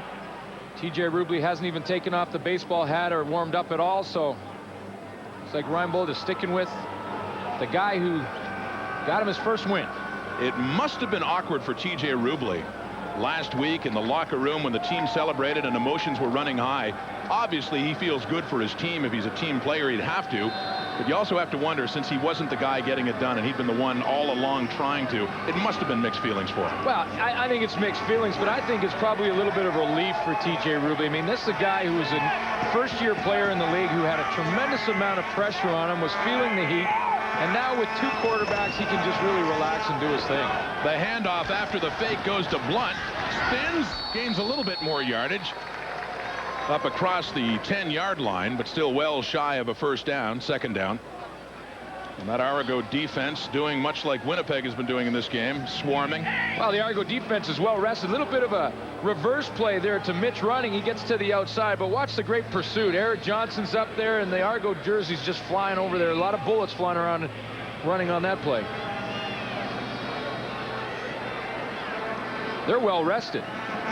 They've been on the bench most of the game, this Argo defense. They look fired up now. Out of the shotgun. Back near his end zone. Throws it high for Eric Blunt, and that one is incomplete. And once again, on 3rd and long, we will see the Bombers punt, this time from their end zone. Troy Kopp has open receivers. I've been watching the receiving core of the Winnipeg Blue Bombers as he's standing in the pocket, and he is just hesitating. He's hesitating with the football. He's not pulling the trigger. Boy, you just don't get to enjoy it very long, do you? I mean, barring a spark in the 4th quarter, 10 seconds to go until 3/4 time, but barring something, all that great emotion that Jeff Reinbold got to experience last week is just about out the window now. Well, he's got to get a big play out of his defense. He gets a big punt from Bob Cameron from his end zone, chasing Bookman right around midfield. Bookman turns back, but a very short return on a 43-yard punt from Bob Cameron. We're through 3 quarters here at Skydome. The Argos lead 21-6. Back to CFL Live Control. You're watching CFL Live, and we're at the quarter. Here's your host, James Duthie. Well, all through the first half, the Bombers' defense seemed to bend but not break. Bend but not break, but sooner or later, you will break, especially when you get no help at all from the offense. This has been the story for the Bombers all year long in the 3rd quarter. Just 25 points for, 95 against.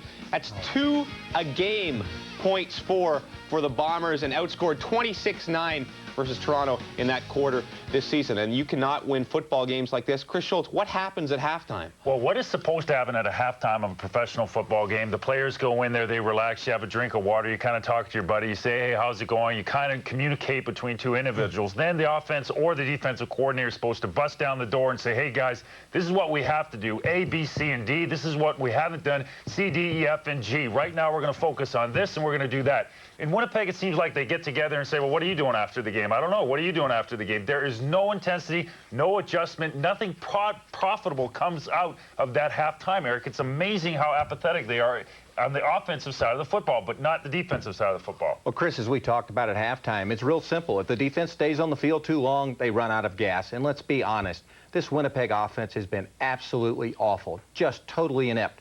On the flip side, if you give Toronto the ball enough, they're going to make some plays. They've got good weapons. Now, one positive thought for Bomber fans. There haven't been many today, but yes, remember what happened last week. You scored 4 TDs in the 4th quarter. It'll be tough today against that Toronto defense. Guys, take it away. Well, I have to disagree a little bit with my panel members there, with Chris Schultz talking about the Bombers defense. You know, I think that this is a team that obviously works hard and gets in the locker room and tries to game plan to get better. I would agree with Eric Tillman that they're on the field too long defensively, and that's going to hurt you as the game wears on. But this is a defense that has played inspired football throughout the season, and when you come off the emotional high of your first win in 11 starts, it's awful tough to get back up. It's just human nature, and Toronto right now is controlling the football. They're dominating the time of possession. Over 26 minutes for Toronto so far in this game. Winnipeg with the ball for just 18, so they almost have 10 more minutes of ball possession, and that wears on your defense in a big way. It certainly has shown here in the second half in that 3rd quarter as we get ready to start quarter number 4. James Duthie referred to what happened last week. Winnipeg needs a spark in a big way, and this time they don't have a new quarterback coming in, at least not yet anyway, to provide that spark. Troy Kopp has not had it at all. A flag down on the play there on that first down for Toronto.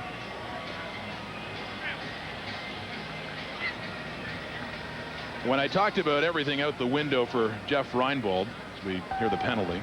Illegal contact on an eligible receiver, Winnipeg number 26. First down. That's Reggie Carthon called on that play. To put it in perspective, what I shouldn't say everything's out the window, because I suppose in many ways you can't take away what happened last week in Winnipeg. Kenny Plain, legendary quarterback for the Bombers, went into Jeff Reinbold later and said to him, that was the most magical moment that I'd seen in this stadium in 40 years. And you're talking about some great Bomber teams and great Bomber wins over the years. So I shouldn't say it destroys everything, but obviously this got to be a discouraged ball club after they thought they had something to build on. So far here in Toronto, no signs of that at all. The handoff to Pinball Clements finds some yardage over the right side across the 35, and they're in scoring range again on the Bombers. The ball stands at the 34.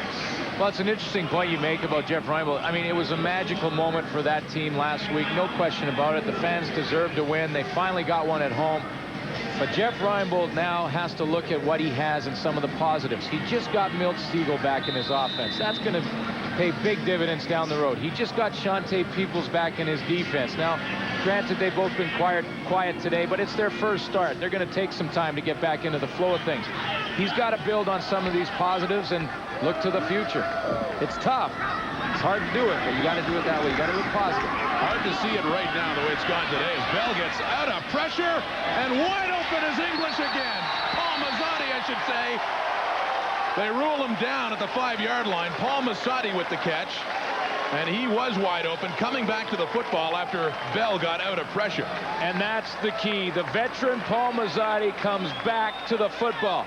He could have very easily, he was wide open on the sideline to the left. Bell sees him, finally gets the ball out of there, and if Paul Mazzotti waits for that football to come to him, it's not a completion. Brandon Hamilton makes the play, but because Mazzotti comes back and works himself back to the football, he beats the angle of Brandon Hamilton, who tags him, and he is down with his knees down. But Mazzotti doesn't even make that catch if he doesn't take those 3 steps back towards the game, towards the ball. Mazzotti looking a little discouraged there, despite the catch that puts the Argos on the door again. Sending 3 out to the right again. Handing off to Clements. Pinball. Touchdown, Toronto.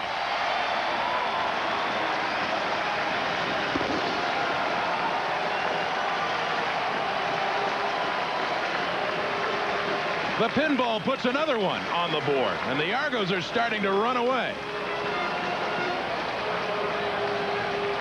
Well, for those people who said that the Argos don't have a running game, this is a pretty good-looking running play. Don't make this guy mad, yeah, right? Don't get Pinball mad. I mean, this is a guy who smiles all the time. Especially if you're the opposing defenders, you certainly don't want to have him mad. Pretty well-executed running play, and Pinball broke a couple tackles. And a hug there from offensive line coach, coordinator Jim Barker. And the kick up and through by Eric Bigos. It was close at the half. It's not close anymore. Argos make this one 28-6. Well, by the design of the Winnipeg defense, there's only one guy that could make the play. That was Reggie Carthon, but Chris Giaskis, the big guard for the Argos, came across and made the nice block. Watch Giaskis here, pulled to his left. Now, there's only one guy, Reggie Carthon, who can come in, slice in there, and make the tackle on Pinball, but right there to the left of your screen was a huge block, Giaskis on Reggie Carthon, and that allows Pinball to get into the end zone. Another touchdown, the third on the day for the Argos, who had none in that first half, and now with a big lead by 22 points into this fourth quarter.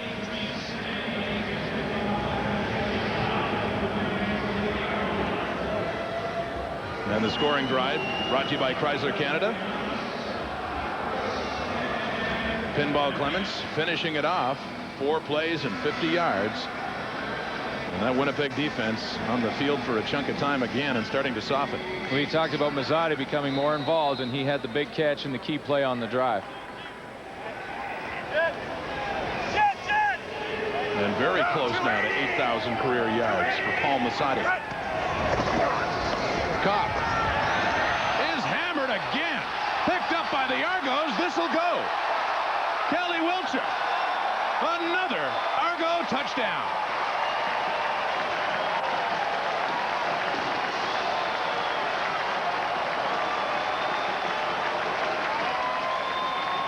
The play is designed for Demetrius Maxey to be free from the backside.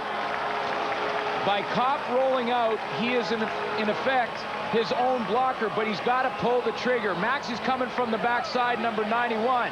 He's got to pull the trigger and dump the ball off. He hasn't been doing it, gets hit right in the back, and the ball hits the turf. Demetrius Maxey is not blocked by design. The rollout blocks him. You got to get rid of the football. And a couple of key fumble recoveries for Kelly Wiltshire. He had one in the third quarter as well that led to a Toronto touchdown. The second one, he takes it in himself. High fives and chest bumps all around on that sideline. And the margin just continues to grow wider. Bigos through again. Argos 35, Winnipeg 6. You can't block them all, so what you try and do is you try and roll away from pressure. Demetrius Maxey's right here. He's coming from the backside. Now you're not going to block him. You're going to roll away from him. But you see number 81 running. He's open in the flat.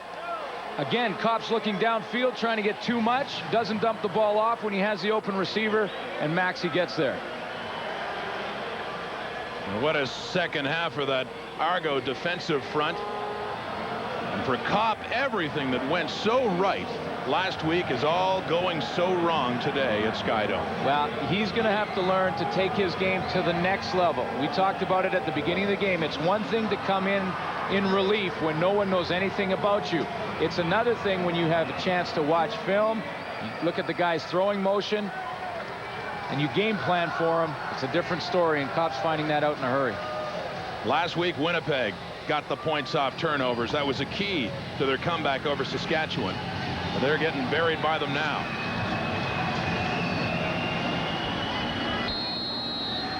It was 7-0 Toronto at the half. The Argos have exploded in this second half as Bigos kicks off again. Taken by Blunt. Across the 30. And gets a little bit more across the 35 to about the 37-yard line.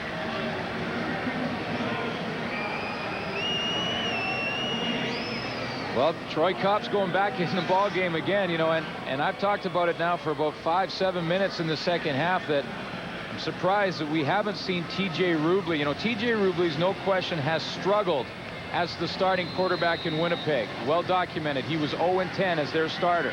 But he's had a chance now to stand on the sidelines for 2.5 quarters, 3 quarters of play here. Watch the game. Come in relief, maybe a different story for him.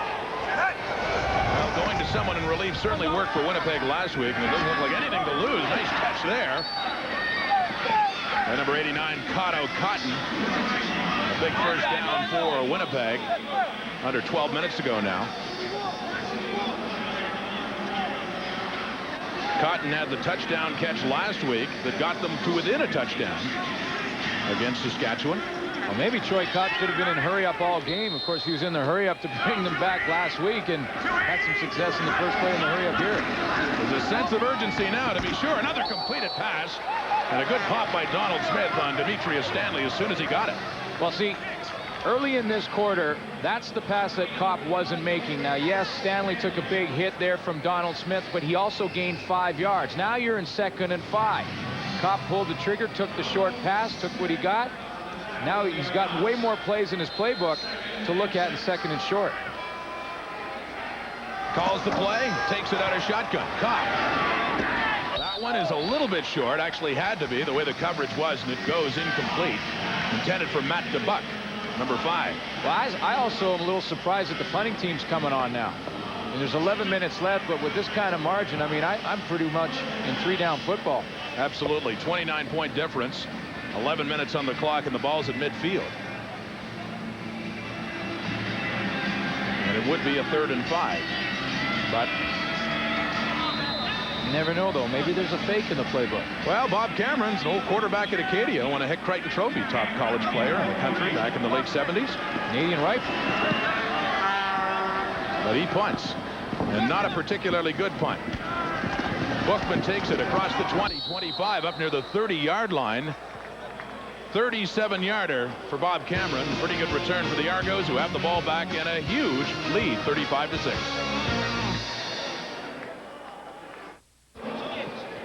Rod Smith along with Glenn Sutter back at Skydome. Glenn had some keys for Don Matthews' Argonauts today, and I think those keys have been pretty well going to form, Glenn. Well, let's just check them off here. Pressure Kopp, well, they've done a good job. Only 129 yards passing, and Kopp's been confused most of the game. Contain Blunt, 17 yards rushing. They really have shut him down, especially offensively, and established the run.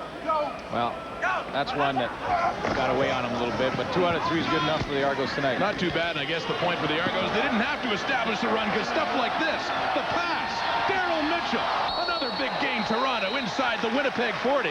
When you can pass like that, especially in the second half, you don't need to run, right? Yeah, no question about it. I mean, this is what we talked about, the short passing game for the Argos really being part of their running game, whether it be shovel or little hitch screen passes. This one goes to Mitchell, and then just let him do his thing. I mean, great speed and acceleration, gets some pretty good blocks downfield. Again, Chris Giashkas helps out. Morgan all the way down. That's the long run for Morgan.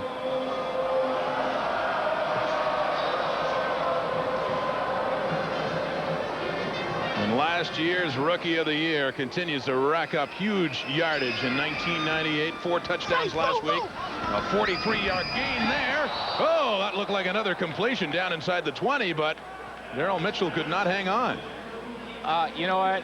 He's had a great football game and been one of the keys for the Argos in this game, but this will be the only play that he remembers. He does a real nice job right here. Watch the good pattern, gets open on Nick Ferguson, gets some space, and then just drops the rock. That's the one he'll remember. He'll think about that one all night till next week when they play again. I tell you, though, he is on pace to destroy the single-season receptions record and perhaps in yardage as well. Projects to 157 catches. Great season. 2nd and 10 under pressure. Bell gets out of it again. Downfield. Off a pair of hands and incomplete, intended for Nigel Williams down about the 15-yard line. Well, I'm not sure how Bell got away from Grant Carter. But, you know, we talked about the fatigue of the Winnipeg defense, and Grant Carter is going to get pressure from the right side, but he is tired, been on the field all game, and when he gets to the point of making the tackle, he just throws that left arm up there. Bell steps up in the pocket, avoids it, and throws the football. That's where the fatigue factor starts to get to you. You're not quite as low to the ground. You don't bend your knees quite as much, and that's when you start missing tackles. So the Argos will see if they can add another 3 points to their total, which stands at 35. This ball will come down at the 45. Put down by Masadi. Bigos picks up another field goal. The Argos increase their lead to 38-6. Just over 9 minutes to go. TSN is another tilt tonight. This one in the ring. Boxing. The champ, Evander Holyfield, against the #1 IBF contender, Vaughn Bean. And Rod, I think you got to tune in early for that one. Make sure you see the first couple of rounds. That's your advice, eh? Well, my prediction. See how long Mr. Bean can go? I'm not exactly qualified as a fight analyst. Sure you are. But I'm thinking. He hit him and he went down. That one lasts about 30 seconds. Right. Evander Holyfield on TSN tonight.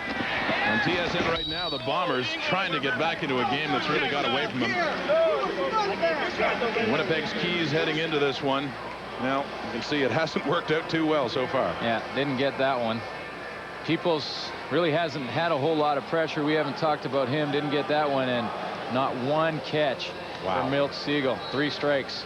Stegall just back his first game after leaving New Orleans in the NFL, and leading receiver in the CFL last year. Nothing to show for it today. 2nd down and 5. Eric Blunt on the screen, and shy of first down yardage. Well, if anything, Troy Kopp is getting a lot of experience. He's stayed in the game the whole time. We talked about the fact that we may see TJ Rubley. We haven't. So Troy Kopp, although he's struggled and continues to struggle, he is getting valuable game experience. And down the road, that pays off. Well, when you're down by this much, 32 points, it's no big deal to go for it on 3rd down. The clock ticking midway through the 4th quarter. It'll be 3rd and 1. Top to throw. Quick pass, and that's the way Winnipeg's day has gone. Demetrius Stanley cannot hang on to it. And the Argos will take over on downs. A miserable day for Winnipeg, especially in the second half. Yeah, they really haven't got it together offensively at all now. I mean, you got to give credit where credit's due, and this Argo defense, who once again is the strength of their football team, has really given Kopp a bunch of different looks, things he hasn't seen before, and he really hasn't been able to handle it. This is the third meeting between these two teams this year, and surprisingly, given the momentum of Winnipeg, this one is so far the most decisive for Toronto. Toronto actually struggled in early August the 6th against Winnipeg. They ultimately won at 29-14, but trailed at the half, and then they met a couple of weeks later, actually on the 27th, and they won it a little more easily, 37-16, but this stands at 38-6, a 32-point difference. And the Argos are in business again, and Jay Barker is the quarterback, replacing Kerwin Bell, and he's in trouble right away, shuffles it off, he's completed it. Jeremy O'Day has it. Oh, a lineman's dream down for first down yardage. Yes, he was an eligible receiver. Wow. Well, Jay Barker just scrambling around, tries to dump this one off, finally gets it away, and Jeremy O'Day, wearing number 96, comes up with the catch. And look at the hands waving. Great hands. I'm open. And then a little tiptoe down the field. That's not bad run. He's got the form to break some tackles. Give a reception to Jeremy O'Day, one more than Milt Stiegel has. My goodness, who would have thought that coming into this game? Well, in the offensive game film, Jeremy O'Day is going to want to see that a dozen times. You know, he's going to talk to all the receivers, say, you know, this is how you get it done, boys. Use your hands, turn the corner, get your high knees going, get up on your toes. That looks like it's all in a day's work. He looks all business, like, yeah, cut a pass. Yeah. What's the big deal? Gonna go out and get another one, run another route. Jay Barker in. Barker, after a preseason injury to Kerwin Bell, started the season for him. Such a difference in first downs. The Argos picked up another one, and they hand off to Pinball, who was stuffed up at the 25. But Barker actually did very well filling in for Kerwin Bell. That was a concern. He had passing records at Alabama in his time there. Great quarterback, and he had a lot of poise in getting the Argos kick-started to this season. And what it did show, I'm sure, is that Don Matthews has another dependable guy he can go to if Bell goes down. Well, that's right. And we talked about that early in the year, that Jay Barker, who really did a nice job, like you mentioned, Rod, in the beginning of the season, gained a lot of experience. And that will pay off as the season progresses, and especially in the playoffs. Now they know if Kerwin Bell goes down or is nicked in a game and has to miss a series or two, that Jay Barker can come in and really get it done. And that provides a lot of confidence to your offense and your coaching staff when you have two quarterbacks that can really pull the trigger for you. That experience early is really going to pay off down the stretch for Don Matthews. And, you know, you have to credit the offensive coaching staff. And John Jenkins is a big part of that for the Argos, because Jenkins, when Jay Barker was playing as a rookie, didn't give him a whole lot. He really narrowed the play package down for Jay Barker so that he only had a few plays to work with, and really tried to eliminate a lot of the thinking that had to go on for Jay Barker. So he really only had one or two reads in any given play, and that's a credit to John Jenkins right there, the offensive coordinator. You know, when you got a young guy, you really limit the playbook so that he can have success with just his athletic ability, and they really work together well early, and it will pay off down the line. The game that really impressed me, you and I worked it together, the Argos in BC in week 3, and you remember they had some fundamental problems, some bad shotgun snaps, and Barker took everything in stride, and he took some hits and showed his toughness as well. Not only his ability to stay in and throw it well, and he had a good game, and the Argos won that one against BC that night, but he did take some pops and showed some toughness. You know, he's got tons of poise. I mean, a guy who played at Alabama, had 35-2-1 record as a starter. He played in a ton of big games in college with a lot of pressure on him and huge crowds. So he knows how to handle the pressure from his college days. Now it's just a matter of learning the game and executing it, and that's where John Jenkins helped him out early in the season. Crimson Tide noted for some of the quarterbacks they brought out a few years ago, the likes of Joe Willie Namath and Kenny Stabler, and the passing records belonging to that guy, Jay Barker. And Don Matthews had every bit of confidence in him when the season began, when people were wondering, what are you going to do now when you got rookie quarterbacks, him and Nealon Green, to start the season when Kerwin Bell has to be out for several weeks. Matthews looking to put another win in the books and add to his total and make this a 7-5 Argonaut team, and still thinking about first place in the East. They need to win a lot of games to keep pace with the Tiger Cats and the Alouettes. 3 go to the left. Play action fake. Barker intercepted. It's picked off, and Hawking dishes it off to the faster Maurice Kelly. He could be gone. Maurice Kelly, nobody near him. And the whistles go as a fight breaks out back at the 40-yard line. A Bomber touchdown, although the whistles went. Tyrone Rogers, and flags go down. They are swinging at each other. Maurice Kelly all the way at one end of the field, the fight going on at the other. Tyrone Rogers got up swinging from the bottom of a pile. Now, and Steve Salter, excuse me, Glenn, backup offensive lineman, was the other one involved for the Argos. Reinbold out on the field and mayhem breaking out. Maurice Kelly was running it in for a touchdown when whistles blew before he got in. He was at about the 20 when the fight was breaking out between Salter and Rogers. Well, it really was a heads-up play for Hawking to get the ball to Maurice Kelly. Obviously a little quicker down the sideline, and rightly so. It is a Winnipeg touchdown. It would have been incredible if they'd let that whistle stand while he was running in. The official bringing it down to the 5-yard line for the convert attempt. Major foul, rough play, disqualification, Winnipeg 91. Major foul, rough play, disqualification, Toronto number 68. Both penalties are after the play. Touchdown stands. So the Bombers finally pick up a major, as you see the heated Tyrone Rogers kicked out of this game along with Steve Salter.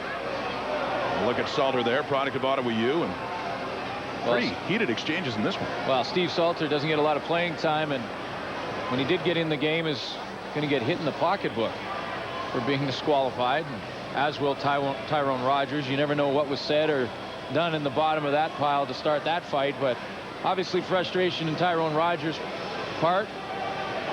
Defense that's been on the field the whole game and is tired and angry at another loss, and certainly didn't need a young kid probably swinging at him in that play. The hockey equivalent would have been someone skating in on a breakaway with a fight back at the other blue line, and all the attention seemed to go back while Maurice Kelly crossed the line in for the touchdown. No one seemed to notice. And they better keep Salter and Tyrone Rogers separated in the tunnel, because they may just go at it right there. If Tyrone Rogers has his way, he'll find him.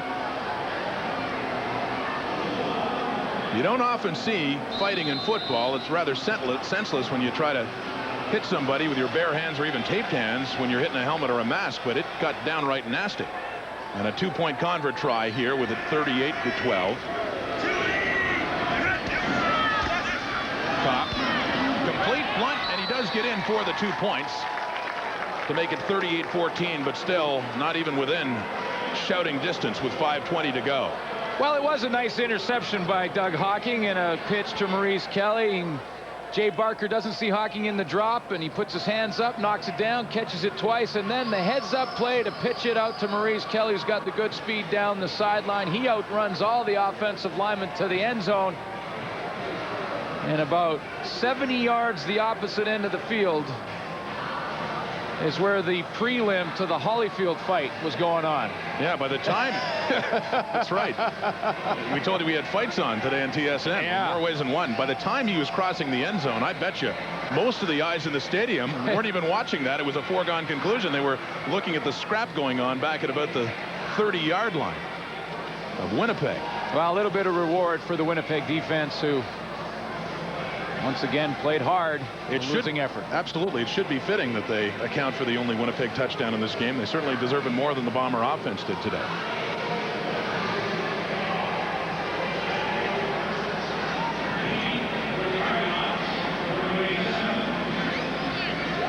(38-14) Argos, still very much in control with 5:20 to go.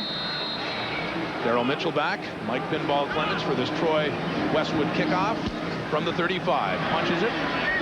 Rolls right to the pinball. slowly approaches the gathering. Gets up near the 40, still on his feet. Clements across the 45. No quit. But the 46-yard line. It's down to the sideline now, and get an explanation of all this from David Amber. David? Thanks, Rod. Well, the little tussle there with Steve Salter and Tyrone Rogers. Rogers looked like he got the worst of it. He left the game with a cut lip. I guess the Argos are taunting them. I hear Reinbold come over and say to the guys, don't worry about what they're saying. Don't worry about anything except what you're doing out on the field. Keep a level head and let's get another touchdown and get back in this game. That's what Reinbold's telling the team to do right now. Back to you. Thank you, David. It's the third meeting of the year between these two, but they do meet again.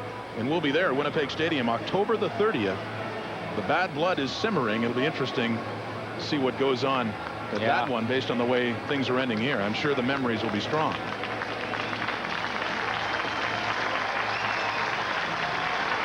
John Matthews talking to Byron Capers. He's done some double duty today. Seen him out running a lot of routes. That offense, and of course, playing in the secondary. Yeah, I think this is a situation now where we're going to see a lot of backups, and Don Matthews try to protect his players with the lead. And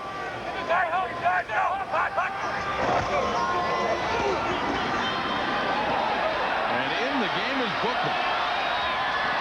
And Bookman over a table he goes, took a late shove. Brandon Hamilton riding him out. But this isn't going to slow down the simmering at all, that's for sure, after a gain of 26. Well, I don't know that this was intentional on Brandon Hamilton's part. I mean, Bookman took off running. We talked about the backups playing. Well, there's one of the backups right there, Anthony Bookman, going to the outside, and he was in bounds when he got pushed. No question about that, and it just happened to be the drink table right there, and it's just lucky that Anthony Bookman got hit on those thigh pads and wasn't injured. And Brandon Hamilton went right up to him, gave him a pat on the back afterwards. Yeah, everything seems clear. Yeah, Brandon Hamilton is not a cheap football player, not at all.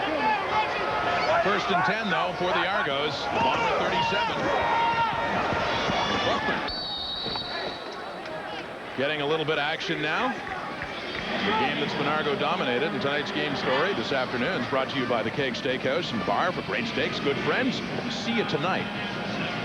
Yeah, the story. Well, Kopp was the story last week. Certainly not tonight. Yeah, you look at Kopp's numbers, obviously disappointment. And Bell, again, you know, he's the #1 rated passer, and he quietly put together a tremendous afternoon. 390 yards, 2 touchdowns. It wasn't spectacular by any means, but boy, did he ever put up a lot of great numbers. And many of those numbers have been chalked up in the second half. It was slow for that Argo offense. Jay Barker in still, and Bookman wrapped up this time and going nowhere. Bookman getting some time at running back, but joins the long list of return specialists the Argos have gone through this year. They started with James Dye, who lasted 1 game, had a good game against Saskatchewan, and then quit the team. And then Cato Hitson, what an impact he made before, I believe, breaking his leg. Yeah, he had like a 26-yard average before he was injured. And a couple of touchdowns. Yeah. So Don Matthews has had to do some juggling there. That Steve Smith, I believe, and of course they've always wanted to avoid using Pinball Clements in too many return roles. And Eric Bigos can get away with that face mask as long as he's making field goals. Every time we see a shot of him, Glenn Suter smiles. Just loves that face mask. Bigos this time pushes it off to the left. He misses for the second time today, but he has had a pretty good day. And another point goes on the board as Blunt just runs it out and slams the football down. Another point on the board for the Argos to make it 39-14, 3:22 on the Sky Dome clock. Well, this win for the Argos will make tomorrow's game that much more interesting for the Montreal Alouettes. I mean, this is a team right now sitting at 8-3. They play Hamilton, who they lost to last week. Now the Argos at 7-5, 1 game behind for that home playoff spot. And Dave Ritchie has stated many times he does not want to play Toronto here in the Dome. He wants to get them outdoors in Molson Stadium in Montreal, get that home field advantage. So that makes tomorrow's game that much more important. No question the Argos are heading for another year in the playoffs, although it's different circumstances fighting for first place this time. And the one thing I think Toronto wants to avoid is having to go on the road for 2 games or having to win in Montreal and in Hamilton. That would be a tough haul. Still lots of games to play, though. Dumped off by Kopp to Blunt. Kopp still in this game and looks like he will be in there for the rest of the way. As you pointed out earlier, I guess, just to get him the experience. Yeah, you just get him some more experience. This is just like practice time now for Kopp. He's out there just trying to execute the offense, trying to get something positive to happen. But You know, I mean, when you talk about home field advantage and this Argo team, they don't want to go into Molson Stadium because that is a real atmosphere now. Certainly is. We're going to take another break here. 2:53, the 3-minute warning given. Winnipeg still down by a lot.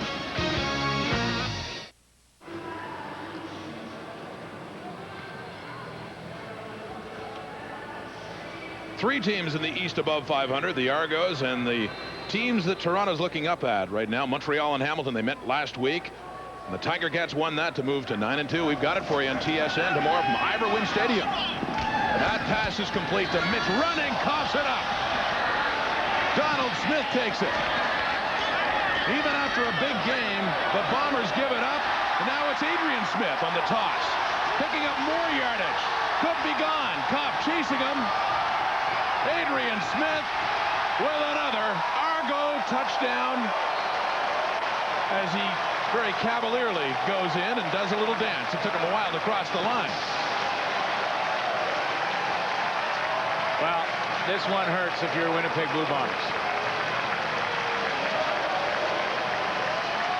Even when it goes right, it goes wrong. Don Smith decides to pitch it out. Adrian Smith outruns everybody. The score really irrelevant at this point, but that one hurts if you're a Winnipeg Blue Bomber, no question. Rub some salt in the wounds to be sure. No question about it.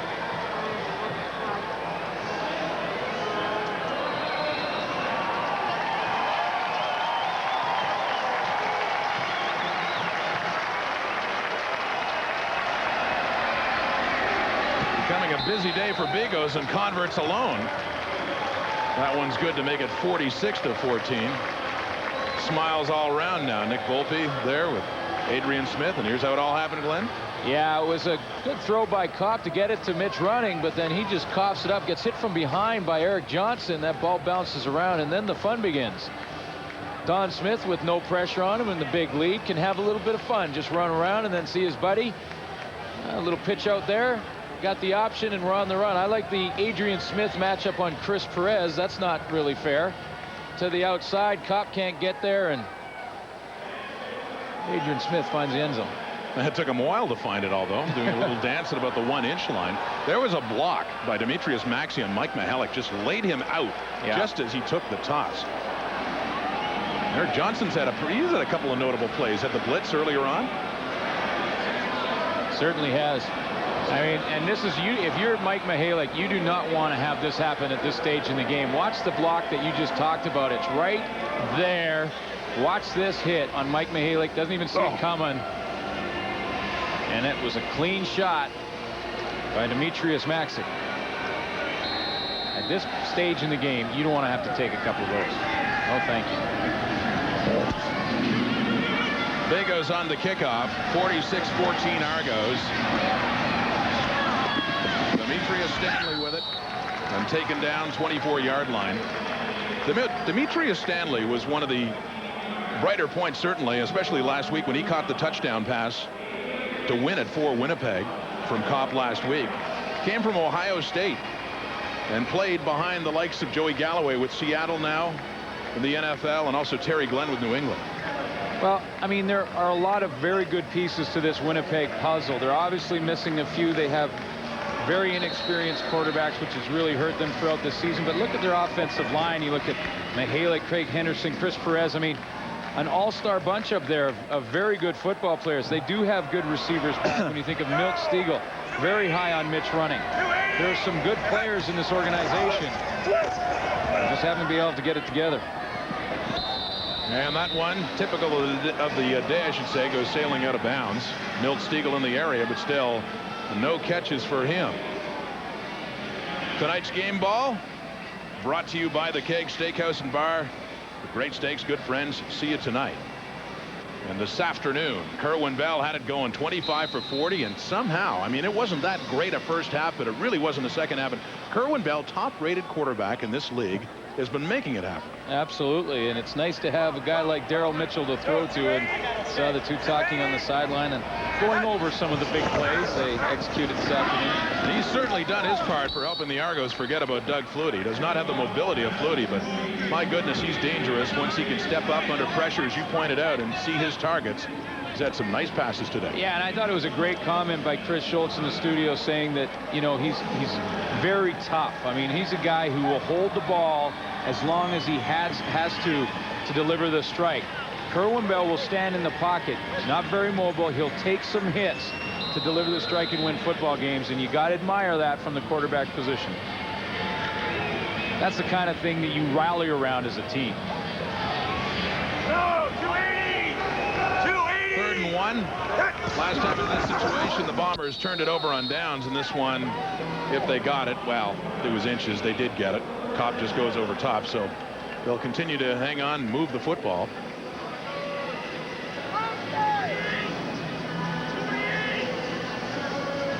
I guess it's safe to say it's been a long year for Jeff Reinbold. Well, hopes were high. I remember the opening day, July the 1st against Montreal. Winnipeg at home. They lost by 3 as Kopp airs it out. Nearly has it. It's dropped. Intended for 82, Travis Anderson on the play, but no good. Well, it tightens things up for the Eastern race for second place anyways, with Toronto now inching up to Montreal. 1 game behind them. Of course, we talked about Montreal and Hamilton playing tomorrow afternoon. Big win for both teams. I mean, Montreal closed the gap on first place with a win.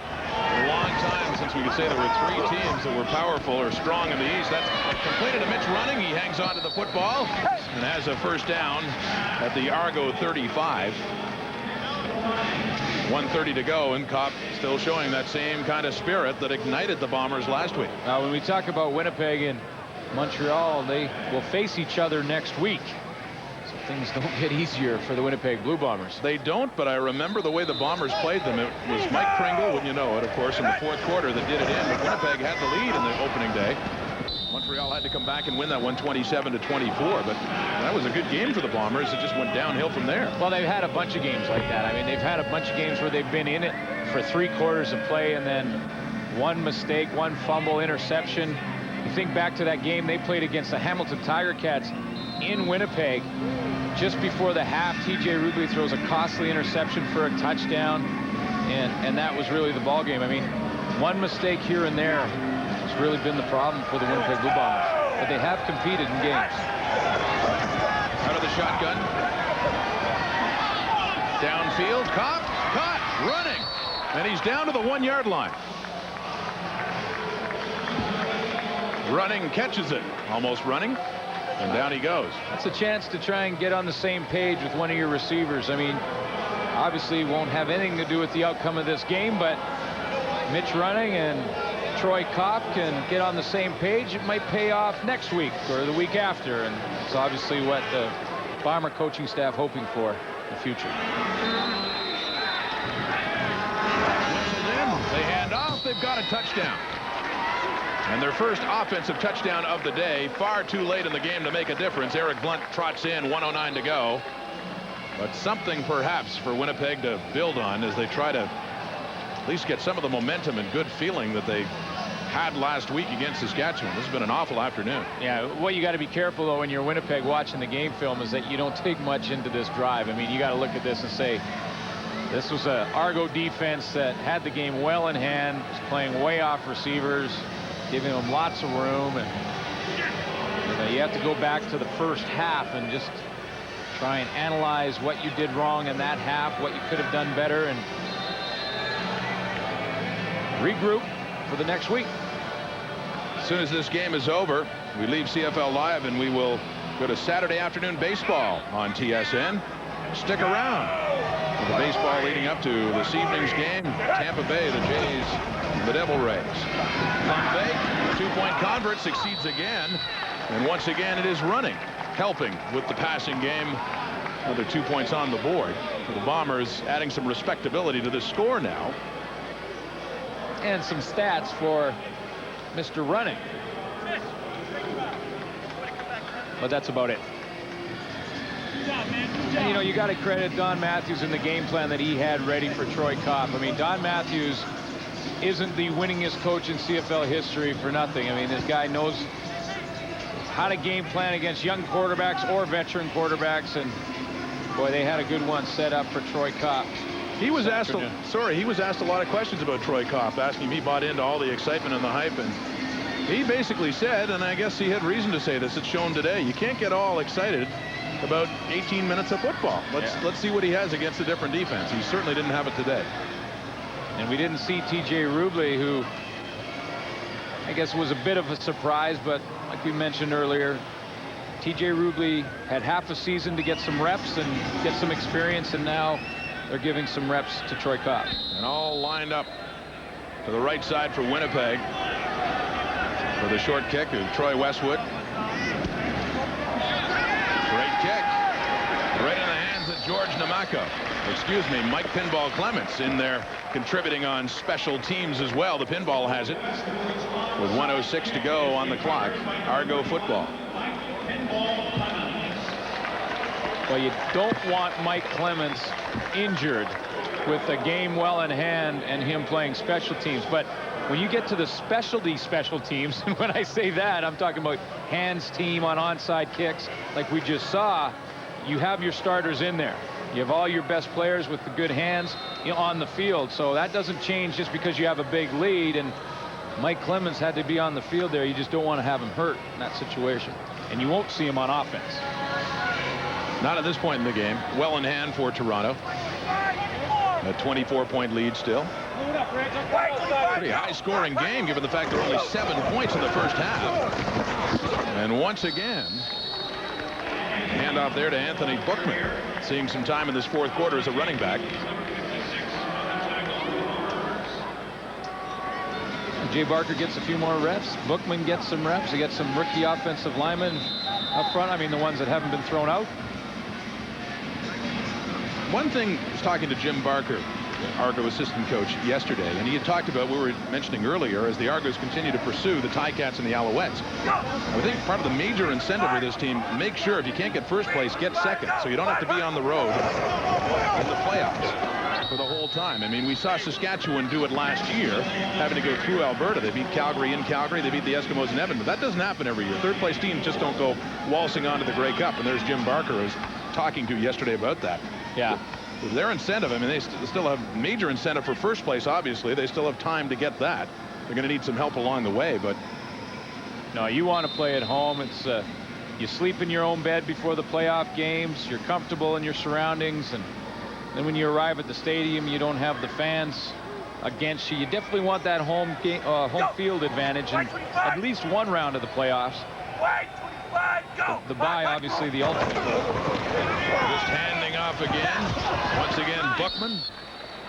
And rumbles down. Another first down. That was on third down inside the 35-yard line. Coming up this evening, looking a little tougher for the Toronto Blue Jays, who lost to Tampa Bay last night. Still 5 back in the wild card race. They have 8 games to go. They take on the Devil Rays again tonight. 6:30 p.m. Eastern, 3:30 p.m. Pacific time. Boston lost as well last night, but time is running out for the Blue Jays. Remarkable, though, that they have been in a race in September. Well, back after the All-Star break. I don't think too many people saw that coming. Yeah, and the nice thing about the game last night is that they finished it in time so we could show the other game in its entirety. No miracle comeback for the Bombers on this day at Skydome. Kerwin Bell and the Argos win it, and win it big. Toronto improves to 7-5, beating Winnipeg 46-22.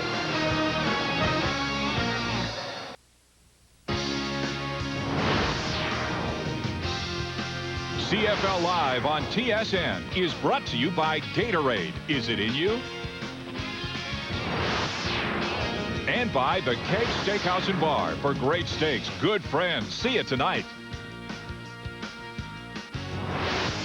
We will be back tomorrow, same bat time, same bat channel. The Hall of Fame game. Al's Tabbies continue their fight for first in the East. Up next, let's go surfing, dude. All 3 National League wildcard contenders are in action. We'll diamond surf between those games. And, of course, keep a close eye on Sammy Sosa as he chases 64 and beyond. Then it's the Jays in Tampa. They need a miracle now. We can tell you Boston did lose this afternoon. Here in Toronto, Winnipeg's winning streak ends at 1. An impressive 46-22 win by the Argos. Enjoy the baseball, everybody. We'll be back tomorrow afternoon.